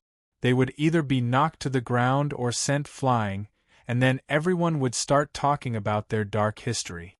But Sun Lang didn't plan to do that at all. With a bang, the fist was squeezed by the palm. Sun Lang caught the punch casually. His 5 fingers squeezed Jia Shidao's fist and looked at the angry face. It was a little different from the high-spirited face in his memory. There was more indifference and vicissitude. It lacked the sharpness of a young man. The lofty horns of the past had been smoothed out a lot. He was still wearing a Taoist robe and his hair was combed into a Taoist bun. He looked like a young Taoist in plain clothes, not the high-spirited young Duke of Ningua Mansion. He became a monk. It was said that his father was so angry that he hung his seal and left. He refused the imperial court's reward and gave up his bright future. He lived in seclusion deep in the mountains and forests alone. He seemed to have lost confidence in the world and compromised his ideals. But Sun Lang could feel the black fire burning in his cousin's heart. The fire was twisted and angry, gathering hatred and malice, silently dormant. He looked at the young Taoist in front of him and smiled. "I heard that you became a Taoist, but your martial arts didn't seem to fall behind. Could it be that you're hiding in the mountains and plotting something?" Jia Shidao's words seemed to be squeezed out from between his teeth. He said coldly, "I heard that you were dead, but you're still alive in this world. What are you planning?" Sun Lang said calmly, "You're right. The old me is indeed dead." Upon hearing this, Jia Shidao exploded. Like a furious lion, he roared at Sun Lang, "So you've forgotten about your ancestors and family? You've allowed the widows of the Rongwa mansion to support the family for the past 2 years, and you've allowed Sister Shui and Sister Lin to stay alone and mourn for you. You've allowed Madame Dowager to wash her face with tears all day long, and the women of the Rongwa mansion to pretend to be happy all day long, and you've allowed the bastards of the collateral branch and the rats of Jinling to covet the Jia mansion. You've ignored all of this and treated it as if you were already dead?" Sun Lang narrowed his eyes and nodded. "Yes, he died a long time ago." "Bastard!" Upon hearing this cold-blooded and ruthless answer, the travel-worn young man was completely furious. He slammed into Sun Lang with a ferocious face, as if he wanted to bite off a piece of meat from Sun Lang directly. Sun Lang sneered faintly, opened his right hand and pushed casually. Even back then, he was famous for his bravery in the 6 armies. During the Grandmaster martial arts competition, he was recommended as the best swordsman in the world. He had also compiled the book Sword Scripture and had already become a great Grandmaster. In contrast, his cousin Jia Shidao was not known for his martial arts. He was better at battle formations and defense. Even though Jia Shidao had worked hard in the past 2 years, the gap between him and Sun Lang was even bigger. It was as if the gap between heaven and earth. The bloody battle in the barren mountain was like the hottest furnace, using unprecedented fuel and hammer to forge Sun Lang into the most terrifying monster in the history of the world. In terms of martial arts strength, the two of them were already in different dimensions, and Sun Lang did not have any guilt or hesitation, so Jia Shidao had no chance at all. His desperate attack was full of mistake. With just a gentle push from Sun Lang, he flew out and fell to the ground. Jia Shidao rolled on the ground and quickly stood up. He roared and rushed up without hesitation. Sun Lang stretched out his leg and tripped him. Jia Shidao saw it clearly, but he could not dodge. He used all his strength, but he was almost tripped and fell to the ground. "Stupid," Sun Lang said. "I didn't even use my strength, and you fell." These words were very familiar. In the past, when they were training with each other, he would often say, no, rather than calling it training, it would be better to say that it was one-sided bullying. However, it was given a proper name. He would say things like, Give your stupid and weak younger brother special training on the battlefield, let him familiarize himself with any unexpected situations, and improve his survival ability on the battlefield. This is the elder brother's care for his younger brother, and so on.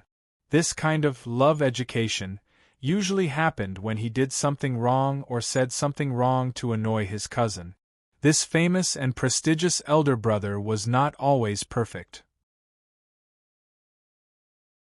He was sometimes very narrow-minded and vengeful in private, and he would always use subtle ways to get revenge. Every time, he would be tortured until his face was bruised and swollen, rolling on the ground. Every time this happened, his elder brother would wear that hateful smile and make sarcastic remarks. "I didn't even use my strength, and you fell," was the most frequent, and a string of sarcastic remarks such as, "Your lower body is weak, and your boxing skills are not good enough," was the second most frequent. Without a doubt, his elder brother was a noisy guy who could not stop talking. He would always say something strange. Strangely, he had heard a lot about his cousin, but he had never heard that he had such a bad habit. It was probably a bad habit that he later picked up on the battlefield, or so he thought at the time. Therefore, whenever he heard the sarcastic remarks such as, "I didn't even use my strength, and you fell," he would usually smile lazily and pretend to be lying down. When his elder brother did not hesitate to kick him in the groin, he would jump up as fast as he could.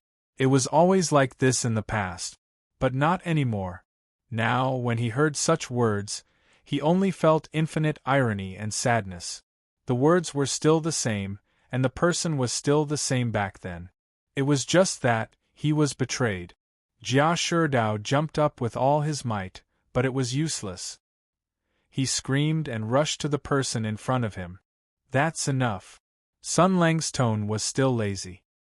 He blocked Jia Sherdao's claw attack and knocked him to the ground with his left shoulder. Looking at the young man on the ground, he said lightly, "I have something to ask you." Jia Sherdao said fiercely, "You have something to ask me? Then what have you been doing?" Sun Lang said lightly, "Cut the crap. I ask you answer. Who told you that I'm here?" Jia Sherdao stared at him coldly. "Is that important? Are you so afraid of letting us know?" Sun Lang said, "It's important, but I'm not afraid. It's important because I'm fighting with the Emperor and Tensei Province. Now that I'm in the Bai Castle, I've successfully dealt with Bai Yue's matter, and I have the final right to explain this matter. I've once again taken the initiative in the game with the Emperor. If the Emperor and Tensei Province want to turn the situation around, they have to think of a good idea somewhere else. The Jia Mansion is a good breakthrough point." Now that the rumor had been spread, it was slowly fermenting. After the two generals, Zhao Yunlong and Qi Guanyin, added fuel to the fire, this matter had caused quite a stir in the court. The Bai family, who had personally experienced this matter, had yet to say anything, and the Bai family was controlled by Sun Lang. He had the gold elemental sacred sword and was a prestigious former marshal. Plus, there were many witnesses at the time, so of course, he had the final right to explain this matter. If he told the whole truth and pointed out that Bai Yue had been swallowed by the gold elemental sword spirit and claimed that all of the imperial army had suffered the same fate, then the emperor's situation would become extremely passive. This meant that after the negotiations in Ming province had been put on hold, the emperor was once again forced to the negotiating table by Sun Lang. From the very beginning, Sun Lang had the ability and trump card to flip the table, but he chose to negotiate with the imperial court. This could only mean that he wanted more. During the negotiations in Ming province, his demands were not met, so the negotiations were put on hold. He brought Empress with him to Qin province, and who would have thought that he would perfectly deal with Bai Yue's matter and obtain another heavyweight chip? One could imagine that if the negotiations were to begin again, his face would become extremely arrogant, and his appetite would swell to an extreme. This was extremely infuriating. Moreover, for the emperor, the situation had always been extremely passive. Dynasties changed, and the throne changed. In the thousands of years of history, politics and conspiracies were intertwined. However, in all the history books, there had never been a situation like today where one person was able to have the upper hand against an entire country. This was because the situation was too unique. This person's martial arts had infinitely narrowed the gap between the strength of one person and an entire country. This was because he could easily shake off the pursuit of an army, travel thousands of miles, and calmly kill all of the country's grassroots officials, completely paralyzing the administrative system of the world's most powerful country. Not only that, but he also possessed a terrifying secret that could consign an entire country to eternal damnation. Moreover, he was not afraid to shed all pretense of cordiality because he had become a madman. Therefore, even though the emperor had many tricks and schemes, he did not dare to use them. As the saying went, a man with nothing to lose is not afraid of wearing shoes. Before the empire came up with a way to counterbalance and defeat him, they had to be careful. First, they had to deal with the matter of Bai Castle. Just as Sun Lang had said, the Jia mansion was indeed a good breakthrough point. After explaining, Sun Lang repeated, "So, let me ask you, how do you know about this?"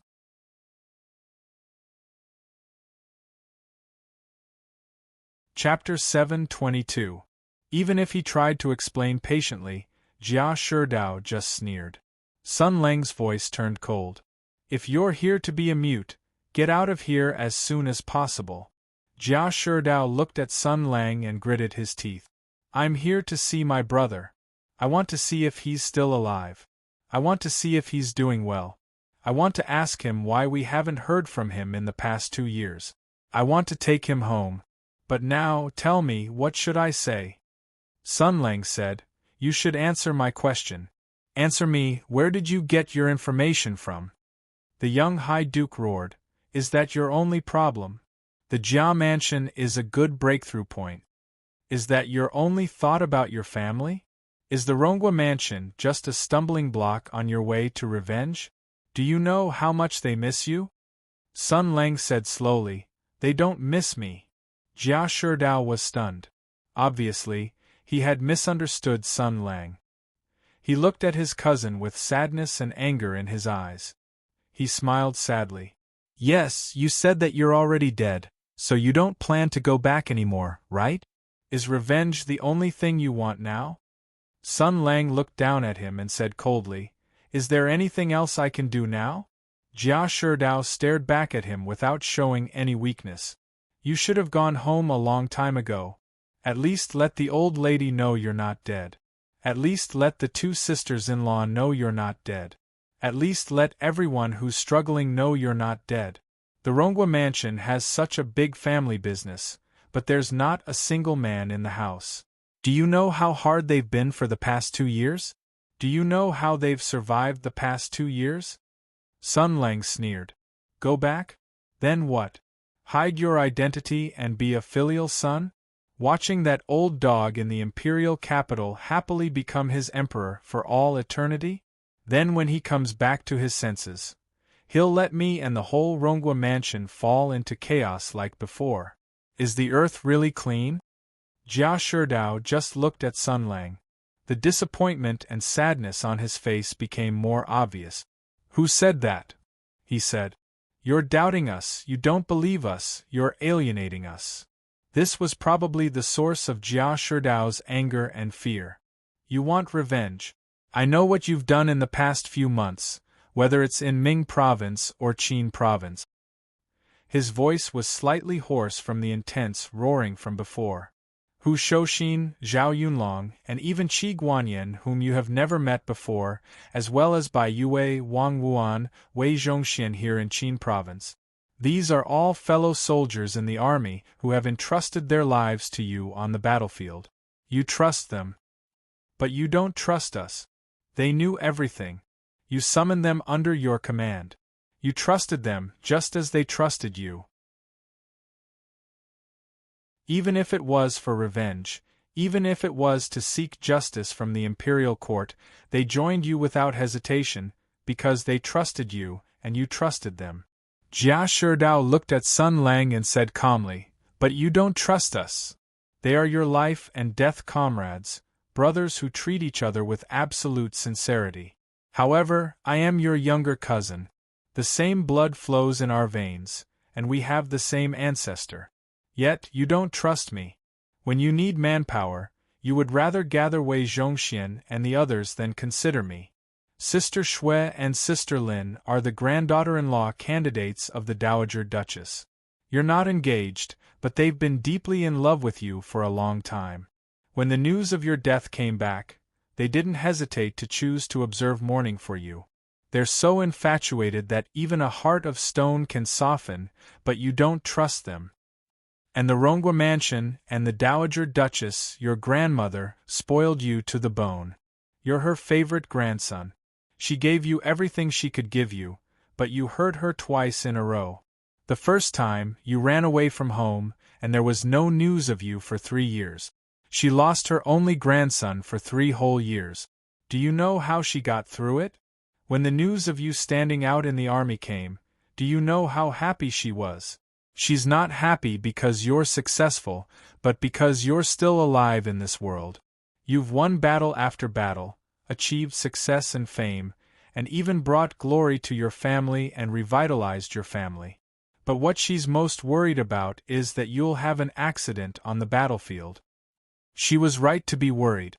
2 years ago, you made her suffer the same pain. Jia Sherdao's tone gradually became cold, or rather, there was no fluctuation, as if he was talking about something that had nothing to do with him. But you didn't die, and you never showed up. You never planned to go home. Don't you know that there are people at home who are worried about you and cry for you all day long? He looked at Sun Lang and said softly and sadly, "Is your heart made of iron?" Sun Lang just looked at him without saying a word. His eyes flickered intensely. Jia Sherdao looked at him, and his smile became sadder and sadder. "What, did I hit a sore spot? I just want to know why you don't trust us. Do you want to say something? You don't want to implicate the family? How do you know what we think? How do you know we won't help you? You're the only man left in the Rongwa mansion, and the Emperor didn't hesitate to kill you. Do you think the old madam will still be blindly loyal after knowing the truth? We're your real family. You're a descendant of the Jia mansion. You're enough." Sun Lang interrupted Jia Sherdao's dreamlike question. He repeated, "Enough." Jia Sherdao looked at his strange cousin, and his eyes gradually became clear.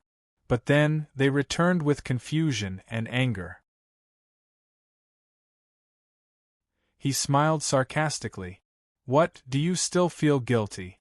I thought your heart had turned into iron and you wouldn't feel this way." Sun Lang took a deep breath. "Since you're full of resentment, then leave. I've already met Lin Daiyu and Shui Baochai in Mingzhou. I'll deal with the Rongwa mansion separately." Jia Sherdao was irritated by his indifferent attitude again. He said harshly, "You might as well be dead. Are you going to return to the Jia mansion with such a cold face? Deal with it separately? When? Until you and the imperial court have a life-and-death battle? How long will that take? Since I already know this news, the Rongwa mansion can't be hidden for long. Old madam is already so old.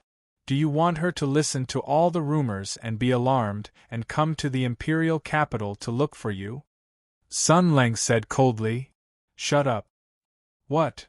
Did I say anything wrong?" Jia Sherdao was furious. His eyes were as sharp as knives. "You might as well not go back. Since you're already dead, then die completely.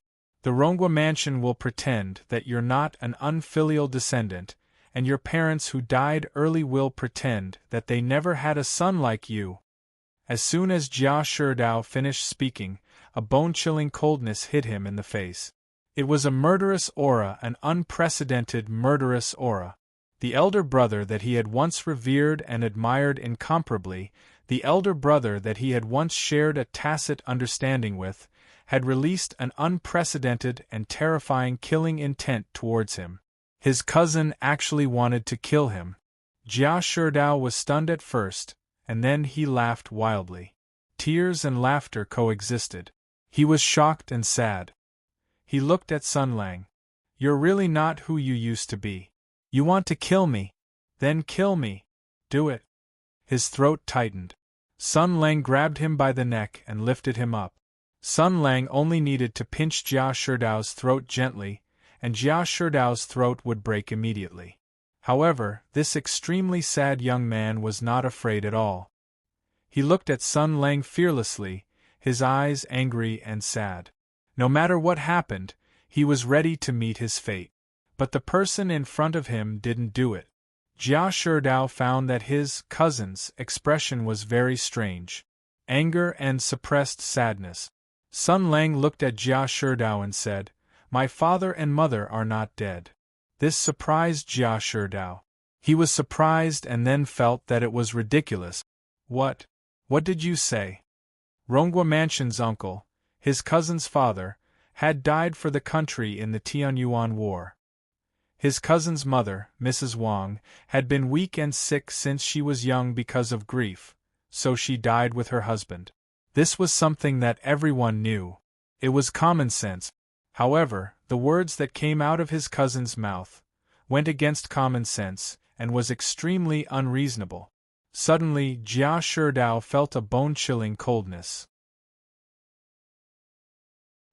He suddenly had a very bad premonition, and even wanted to run away because he vaguely realized that his cousin seemed to have made a decision, a very important decision. I told you I've seen both of them. They've been very good to me, and I'm very grateful.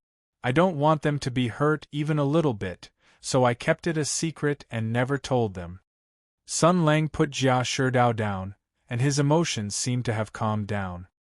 He looked at the person in front of him and said, "You're a man of indomitable spirit. You've been sensible for a long time, so it's okay. Since you're so angry and confused, then I'll explain it to you." Jia Shidao's heart throbbed. The panic in his heart grew stronger. He wanted to say something to stop him, but he couldn't speak. He wanted to run away immediately, but he couldn't move his feet. And his cousin's voice floated into his ears clearly and accurately. Jia Shidao saw that his elder brother's expression was unprecedentedly serious. There was no casualness or leisure at all, as if he was about to announce something extremely sacred. It was full of solemnity like a ceremony. "Then, let me formally introduce myself to you," the traveler said to the native in front of him. "My name is Sun Lang." Jia Shidao's heart was filled with fear, although he didn't know why he was afraid. Like a child who was stubborn in front of a scary thing, he gritted his teeth and said, "Is this the new name you've given yourself? Have you completely abandoned your bloodline and identity?" "It's not abandoning, it's finding." Sun Lang's voice was nostalgic and sighing. "This is my original name, the name my parents gave me when I was born. It's my first mark in the world. My name is Sun Lang. Han, born in 1998 of the Gregorian calendar, citizen of the People's Republic of China."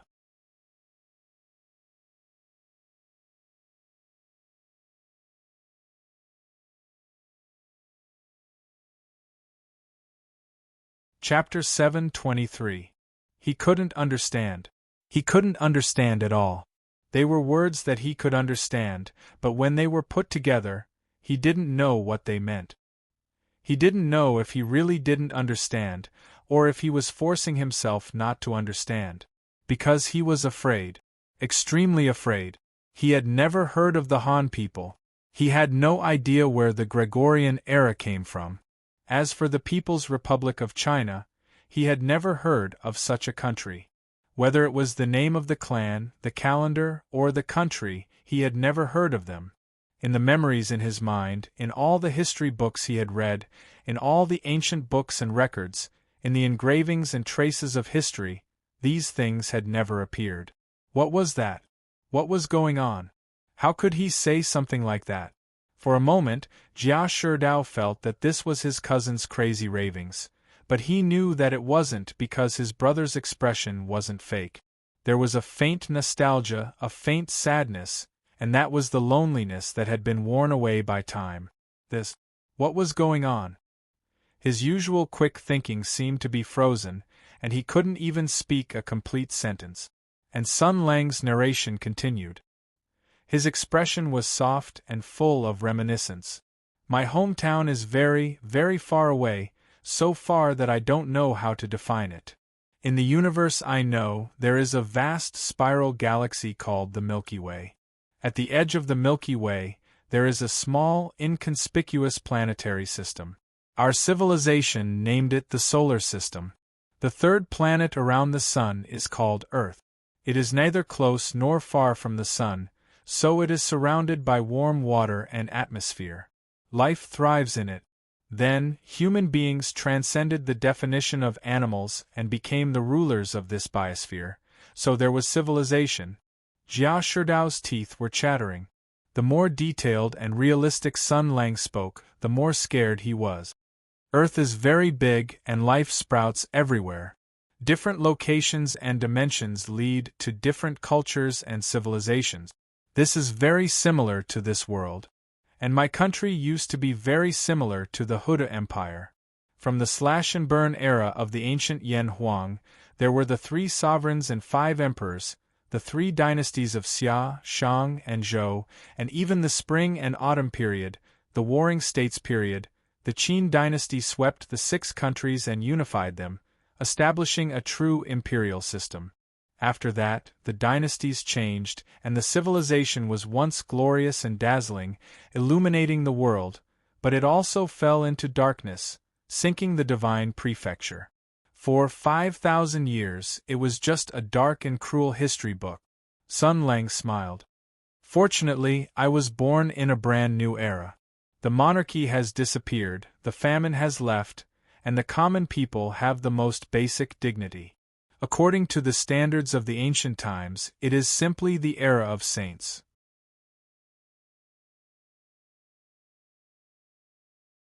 Even if there are still many problems, it is still much better than the ancient times. Jia Shidao looked at Sun Lang in shock. His heart was in chaos at the moment. Sun Lang continued, As for me, I am just an ordinary person, a civilian. My father is very ordinary, and my mother is very different. My grandfather and grandpa were farmers who threw food from the field. In the empire, they are the lowest level of the soil.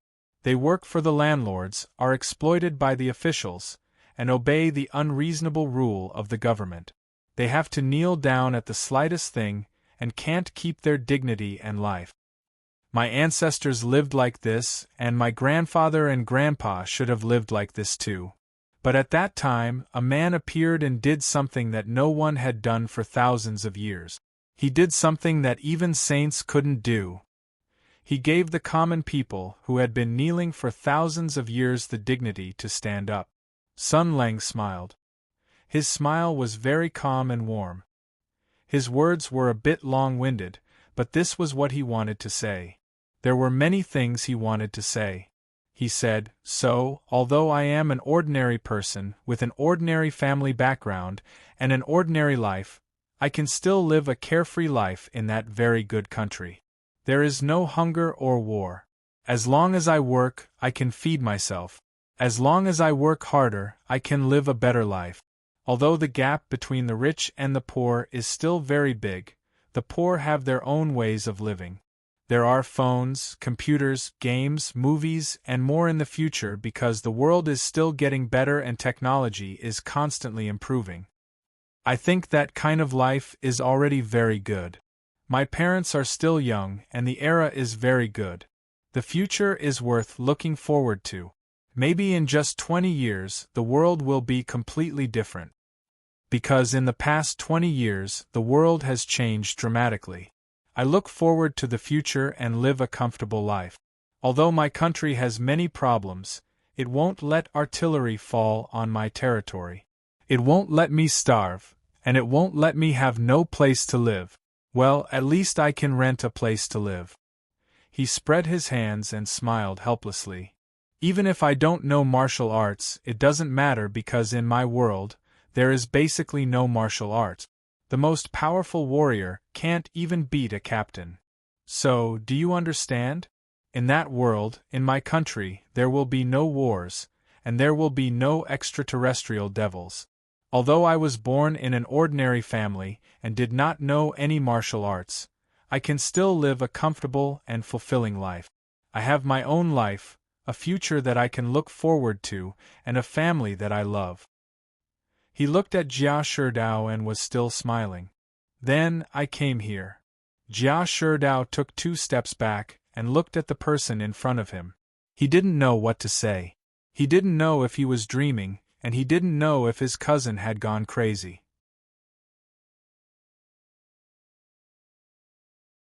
His elder brother was talking about extremely ridiculous things that he had never heard of before with a matter-of-fact look on his face.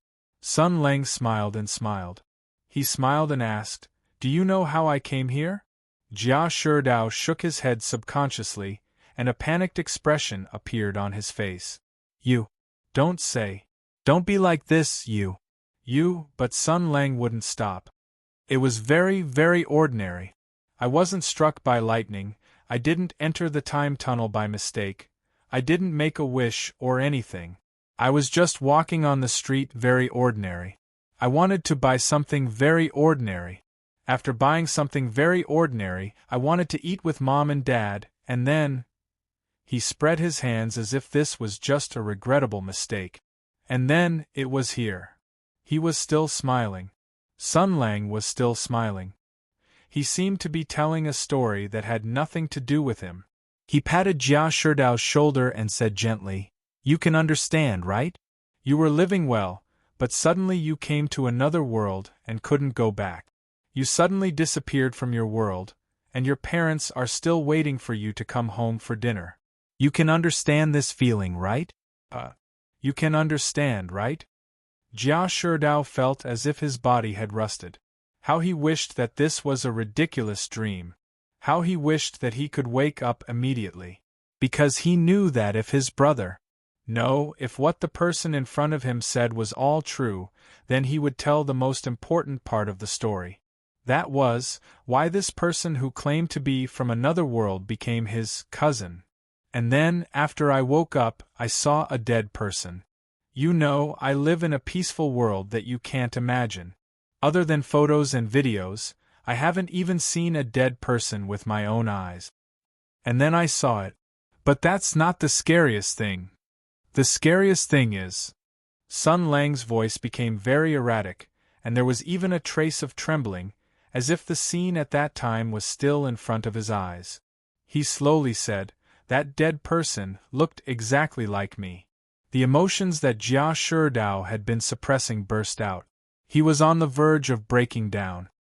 He wanted to step back and shout, but Sun Lang pressed his shoulder so that he couldn't. But Jia Sherdao was still struggling violently. He said hurriedly, "This isn't real, cousin. This is your hallucination. You always like to think about these strange things. You must have suffered a lot in the past 2 years to have such hallucinations. But it's okay. Let's go home. Let's go home. You'll definitely return to normal, you'll definitely remember." Sun Lang smiled and said, "Don't deceive yourself and others. You know in your heart that what I said is true. None of this is an illusion. It's impossible to have such a realistic illusion.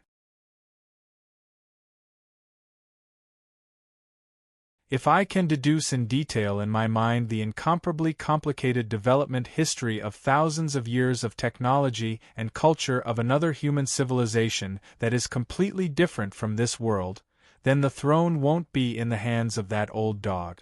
Jia Sherdao shook his head violently. He stared at Sun Lang and said, "This is impossible.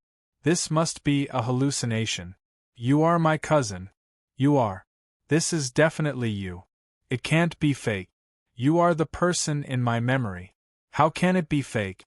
How can it be wrong?" Sun Lang said indifferently, "I came to this world 8 years ago, 3 years after your cousin ran away from home. The so-called Marshal Jia's illustrious military exploits and his 6 years of legendary experience as the commander were all created by me. As for your real cousin, he had already died 8 years ago. The reason why he disappeared for 3 years was that he participated in a top-secret plan of the Empire. The purpose of this plan was to choose a special master of the Holy Sword. Your cousin was very powerful. He stood out from many candidates and lived to the end. Unfortunately, he failed.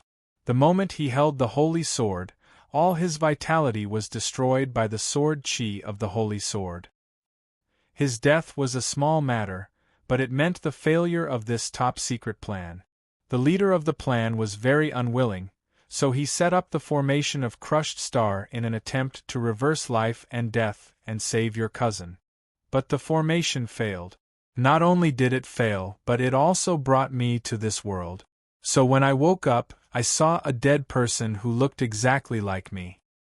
And a sword. Sun Lang's smile was warm and warm. What do you think happened next?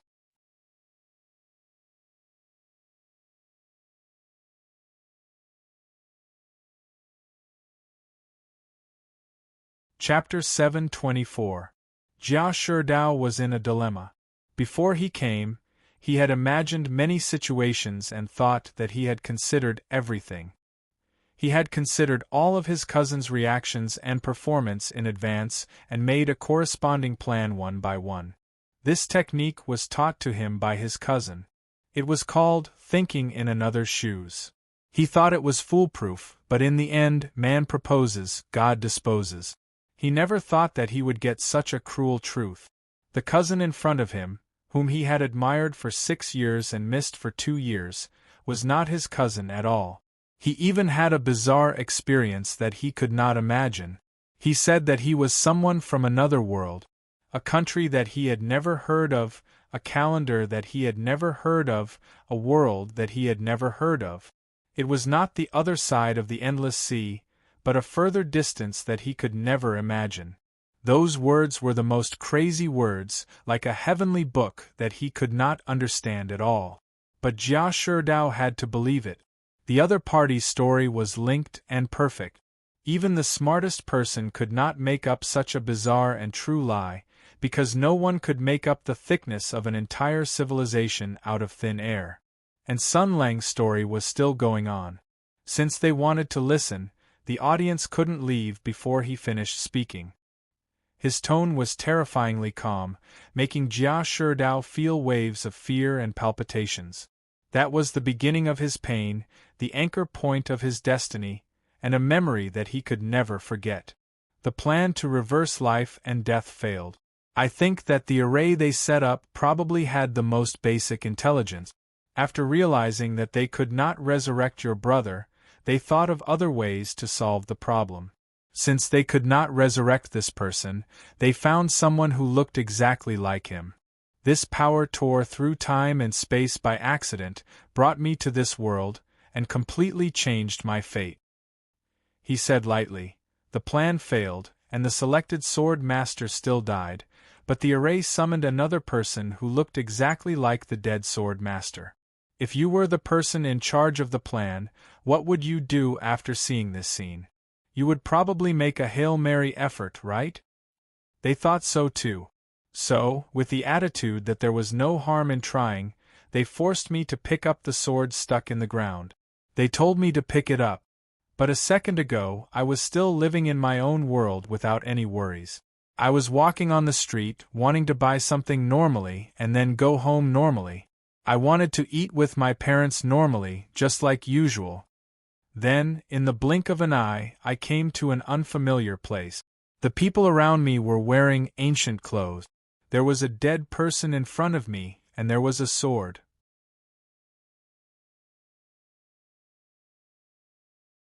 Their eyes were fanatical and fierce, like anxious dogs jumping over the wall, like drowning people grasping at the last straw. They had completely lost their minds. At that time, I was just a weak, ordinary person. I was just an ordinary person who lived in a comfortable environment. Faced with a group of people who were high up and full of killing intent, cowardice dominated my heart. I had no choice but to pray in my heart. I prayed that this was a prank. But that's not it. The moment I grabbed that sword, I understood that this wasn't a prank. This is a nightmare. He looked at Jia Sherdao seriously and repeated, "This is a nightmare, the beginning of an endless nightmare." The moment I grabbed that sword, I knew that all of this was real. I had transmigrated. Because at that moment, pain came. My soul, body, life, and even my genes. Everything was shattered and then reassembled. A terrifying will came with terrifying power. Do you know how powerful I am now? So powerful that the Emperor is afraid of my power.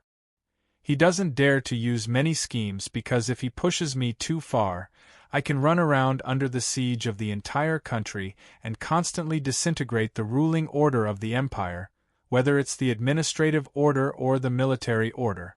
The Empire can't stop me, but I can stop the Empire from moving forward. As Sun Lang said this, his expression was very calm, without a trace of showing off. He was just narrating an extremely ordinary fact. And 8 years ago, when I had just arrived in this world, I was an ordinary person who didn't even have the strength to truss a chicken. Not to mention a soldier in the army, even a teenager who hadn't practiced martial arts for long could beat me until I covered my head and ran away. 8 years. It only took me 8 years to become the most powerful life on this planet, powerful enough to shake all the orders in this world. Sun Lang said calmly, "But there's no free lunch in this world. Do you know what price I paid?" After discovering that I could pick up that sword, the fear and madness on those people's faces disappeared and were replaced by crazy joy. At this point, they wanted to make a last resort. A moment ago, they took me away from my comfortable life. The next moment, they wanted me to fight on the battlefield. They never considered my thoughts. They didn't consider whether I was willing to come or not. They didn't feel the slightest bit of guilt. They didn't care about what I thought at all. How could an ordinary person who couldn't even truss a chicken survive on the Tianyuan battlefield? Yes. The voice told me that he controlled my body. His voice rang in my head. I'll never forget his voice. He said, "Yes. You're just a container. You just need to be hard enough. You just need to be whole. Yes. I'm just a container, an ant. The big shots of the Empire can crush me easily. Why would they care about what a pawn thinks?" Sun Lang looked at Jia Sherdao gently, like an elder brother looking at his younger brother. There was reminiscence and affection in his eyes. He changed the topic again. "I still remember that a few years ago, when you went to the battlefield for the first time, I asked you to stay by my side. I remember what you looked like then. It was your first time on the battlefield. You were dressed neatly and your armor was shiny. There wasn't a trace of dust on your boot. Your eyes were bright and a little bloodshot. It seemed like you didn't sleep much at night, but you were full of energy.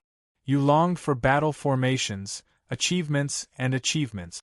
This has been your dream since you were young. At that time, I wasn't a marshal. I could often go to the battlefield myself. High-ranking generals are usually very good at martial arts and have powerful imperial army. They can't be placed in the middle of the army as decorations. I remember that when we were charging together, you followed me closely. You were shouting and shouting. You were full of vigor. You longed for the battlefield. I've been paying attention to your appearance. You're spirited when you're charging at the enemy, but when you're truly engaged in close combat, when blood begins to spurt out and life begins to fall, when you see the broken corpses and the tragic deaths, fear appears in your eyes and your face becomes pale. The real battlefield is never as beautiful as the young people imagine it to be. Death is always the main theme, fear and war coexist. Your complexion doesn't look too good, and your hands are even trembling slightly. This is a normal reaction. Everyone goes through this. Only after experiencing a real battle can a recruit complete their transformation. You did very well because after the initial fear, you quickly adapted. Jia Sherdao listened quietly. Only when they talked about this common memory did he speak weakly. He lowered his head like a child who had done something wrong and said softly, I vomited so much after the battle," Sun Lang said lightly. "I'm not comforting you. You performed very well. At least compared to me, you performed very well. Do you know what I was like when I first went to the battlefield? I've never cried so badly. I even peed my pants. I cried so badly that I was practically wailing. But the full-body helmet covered everything. I peed my pants, but no one noticed because I was at the front and my body was already splashed with blood. It didn't matter if I was wailing or screaming. It didn't matter if I was wetting my pants or trembling. It didn't stop me from killing the enemy because I was just a vessel. I was a puppet. An evil and powerful will controlled my body. He forced me, crushed me, and transformed me. I was a puppet being manipulated by him. He was my teacher. He taught me how to kill, how to wield a sword. He made me strong. My head was filled with endless battle knowledge.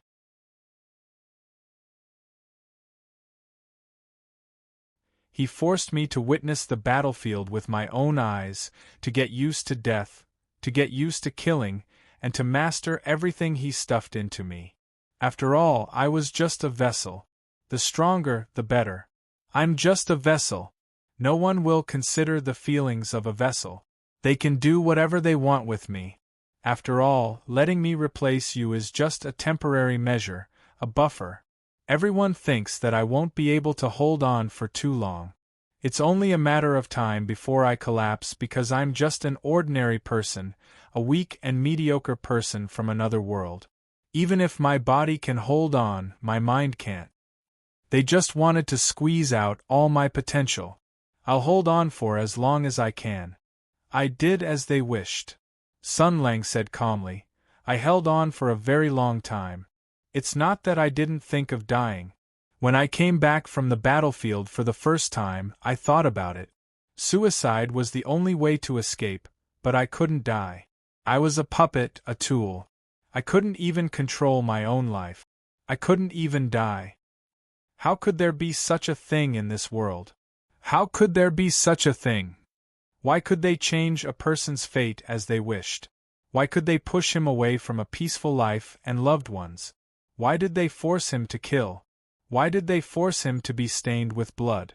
Why did they force him to fight for a country that had nothing to do with him? Why did they treat him as a tool that could be discarded as soon as he broke? What did I do wrong? Why did I have to go through such a cruel thing? I don't understand. I don't understand. Why did it have to be me? The day before, I was thinking about the movie that had just been released. I was thinking about the fun and interesting games. I was thinking about my peaceful and comfortable life. But in the blink of an eye, I was slashing here and there on the battlefield. I never thought that there would be a day when I would be unparalleled on the battlefield. When I was in my hometown, it took me a lot of effort to carry 2 buckets of water. When I came here, I could actually grab a fully armed sky demon and smash it around. I could even kill a dozen sky demons within a minute without batting an eyelid. I was even more nimble than Tarleon, who had cheated. But this wasn't what I wanted. His smile was filled with deep fatigue, sighing, and bitterness. I'm different from you. We've been fighting for decades here. Ever since you were born, your family has been thinking about you practicing martial arts. You're the son of a noble family, the legitimate son of Ningguo Mansion. You have to learn martial arts and literature, and you even have to make a name for yourself on the battlefield in the future. But I'm living in King peaceful era. Our country hasn't been at war for 20 or 30 years.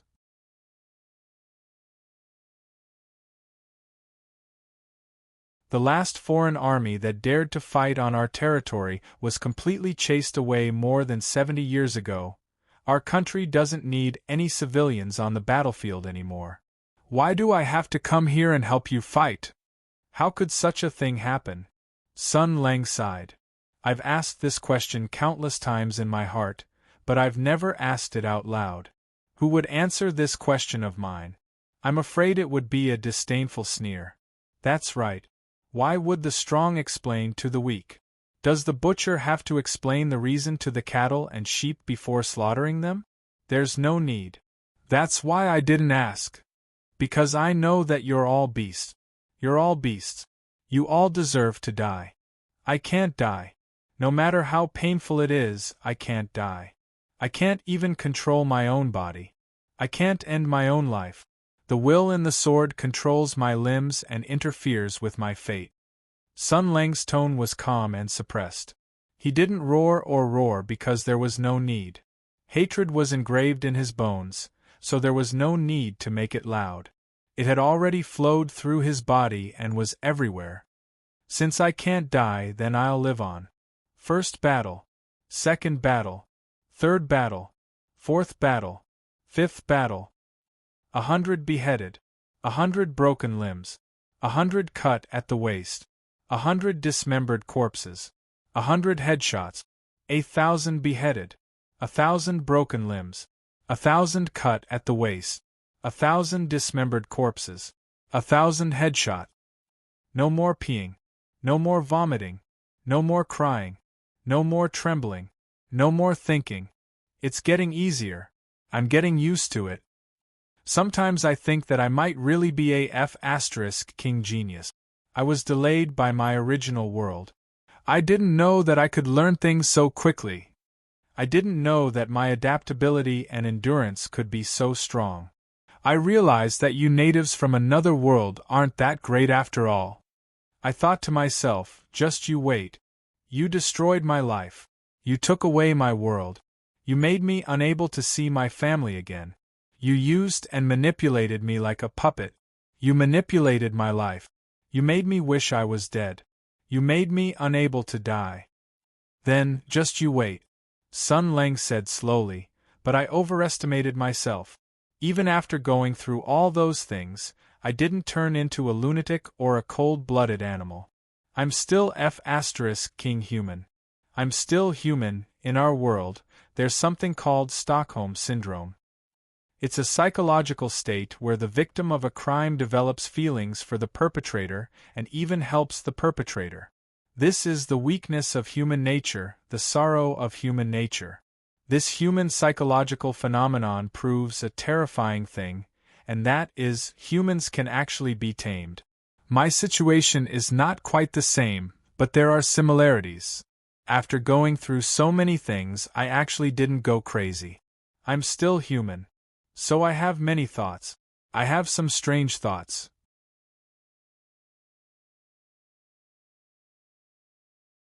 I entered the battlefield and did many things.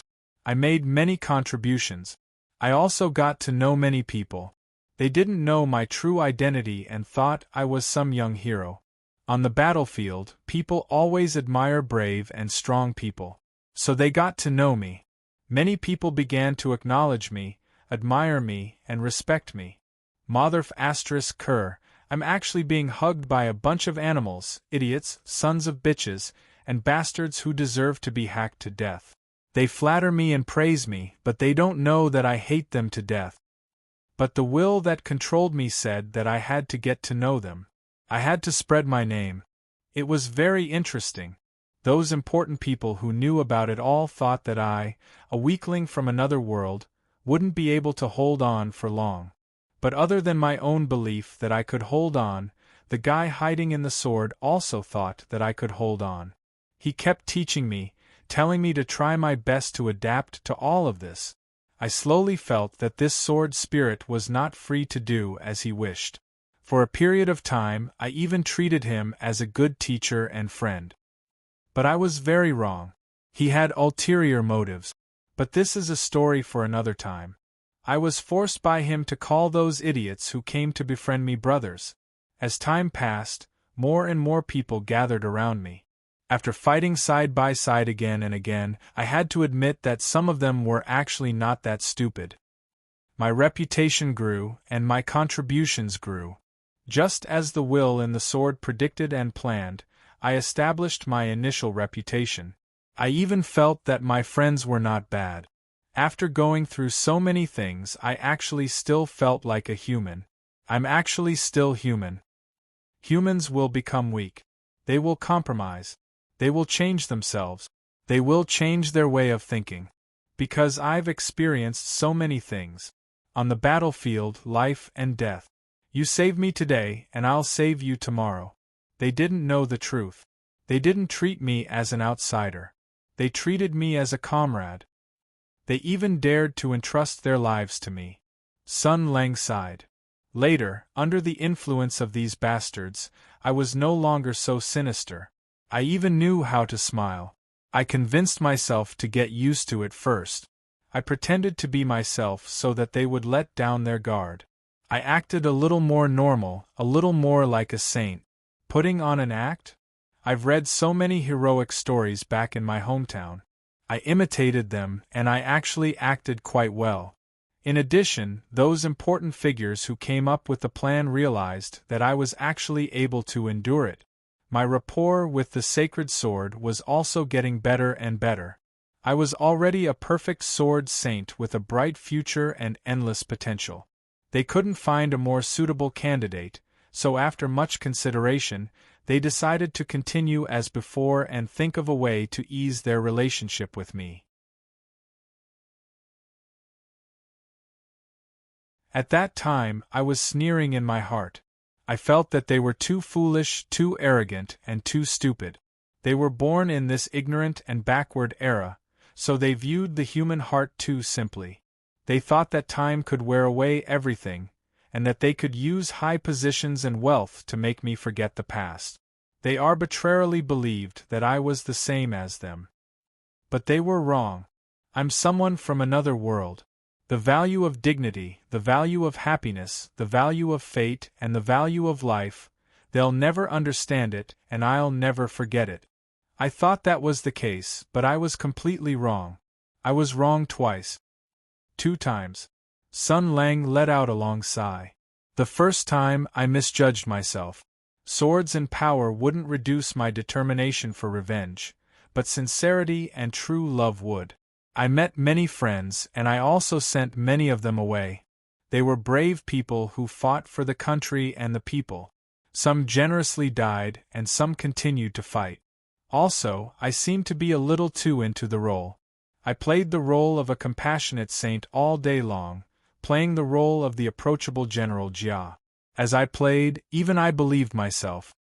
My thoughts were gradually changing because many people around me were treating me with sincerity. They basically didn't know about my past, and they treated me as a comrade and a leader who could entrust everything to them. Also, at that time, I received the first letter from the Jia family. This is the work of the Heavenly Policy residents. I've taken the place of a person and his name. Those big shots are one-sidedly trying to find a home for me. The legitimate son of the honorable residents isn't bad at all. After all, he's a duke. He's from an aristocratic family and a wealthy family of the empire. Coupled with his rising military achievements, he's simply incredible. Hearing this, Jia Shidao's face became paler and paler. He clenched his teeth tightly. Sun Lang sighed. But they were wrong again. They thought that an ordinary person like me would be fascinated by wealth. Compared with a duke with military merit, which identity was better? Of course, it was the latter. But they were wrong. I didn't want it. I was Sun Lang, I was an earthling. I didn't want to forget all of this. How could I forget all of this? But even my name was taken away. I could only be serene Jia. I didn't want to. But that letter. Sigh, Madame sure loved her grandson very much. When I saw her letter, I actually cried. I haven't cried for a long time. I thought my tears had dried up. But I didn't. I was actually still human. After reading that letter, I missed home. I wanted a home. I wanted my family. I wanted someone to care for me and love me. I didn't want to open my eyes all day thinking about fighting and killing. Then you came. So did Xue Baochai and Lin Dayu. Many things happened. My official position was getting higher and higher.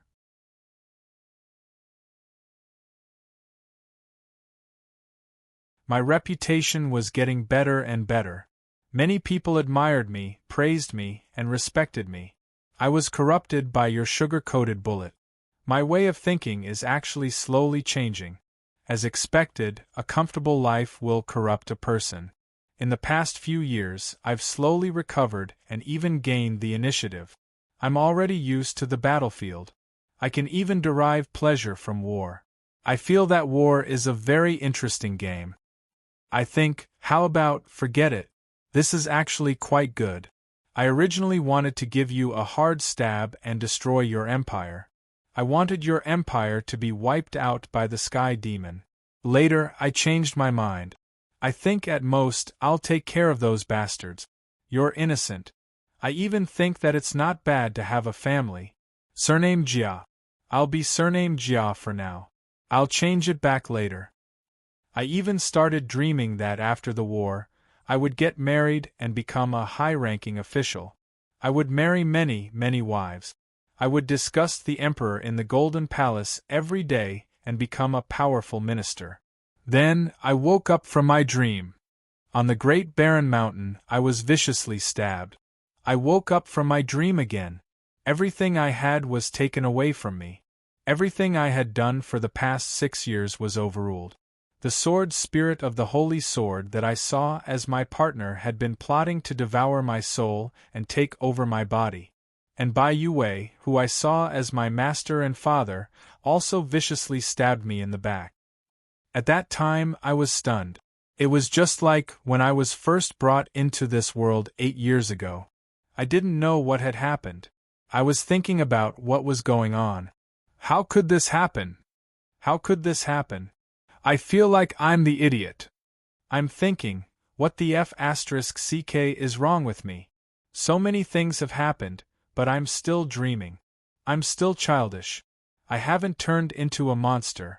I'm still F***king human? I'm thinking, everything was just my wishful thinking. Everything was just perfunctory. They've always been on guard against me. They've never been at ease. They know that I'm an outsider. They think that I'm an unstable factor. No matter if I still harbor hatred or not, they won't let me go. Sun Lang's smile gradually faded. His words were clear and concise. His tone was sincere. I, F***ck you, F***ck, F***ck. You're tuning into the Phoenix Knights YouTube channel. Don't forget to subscribe and join us on this journey to catch the most captivating stories.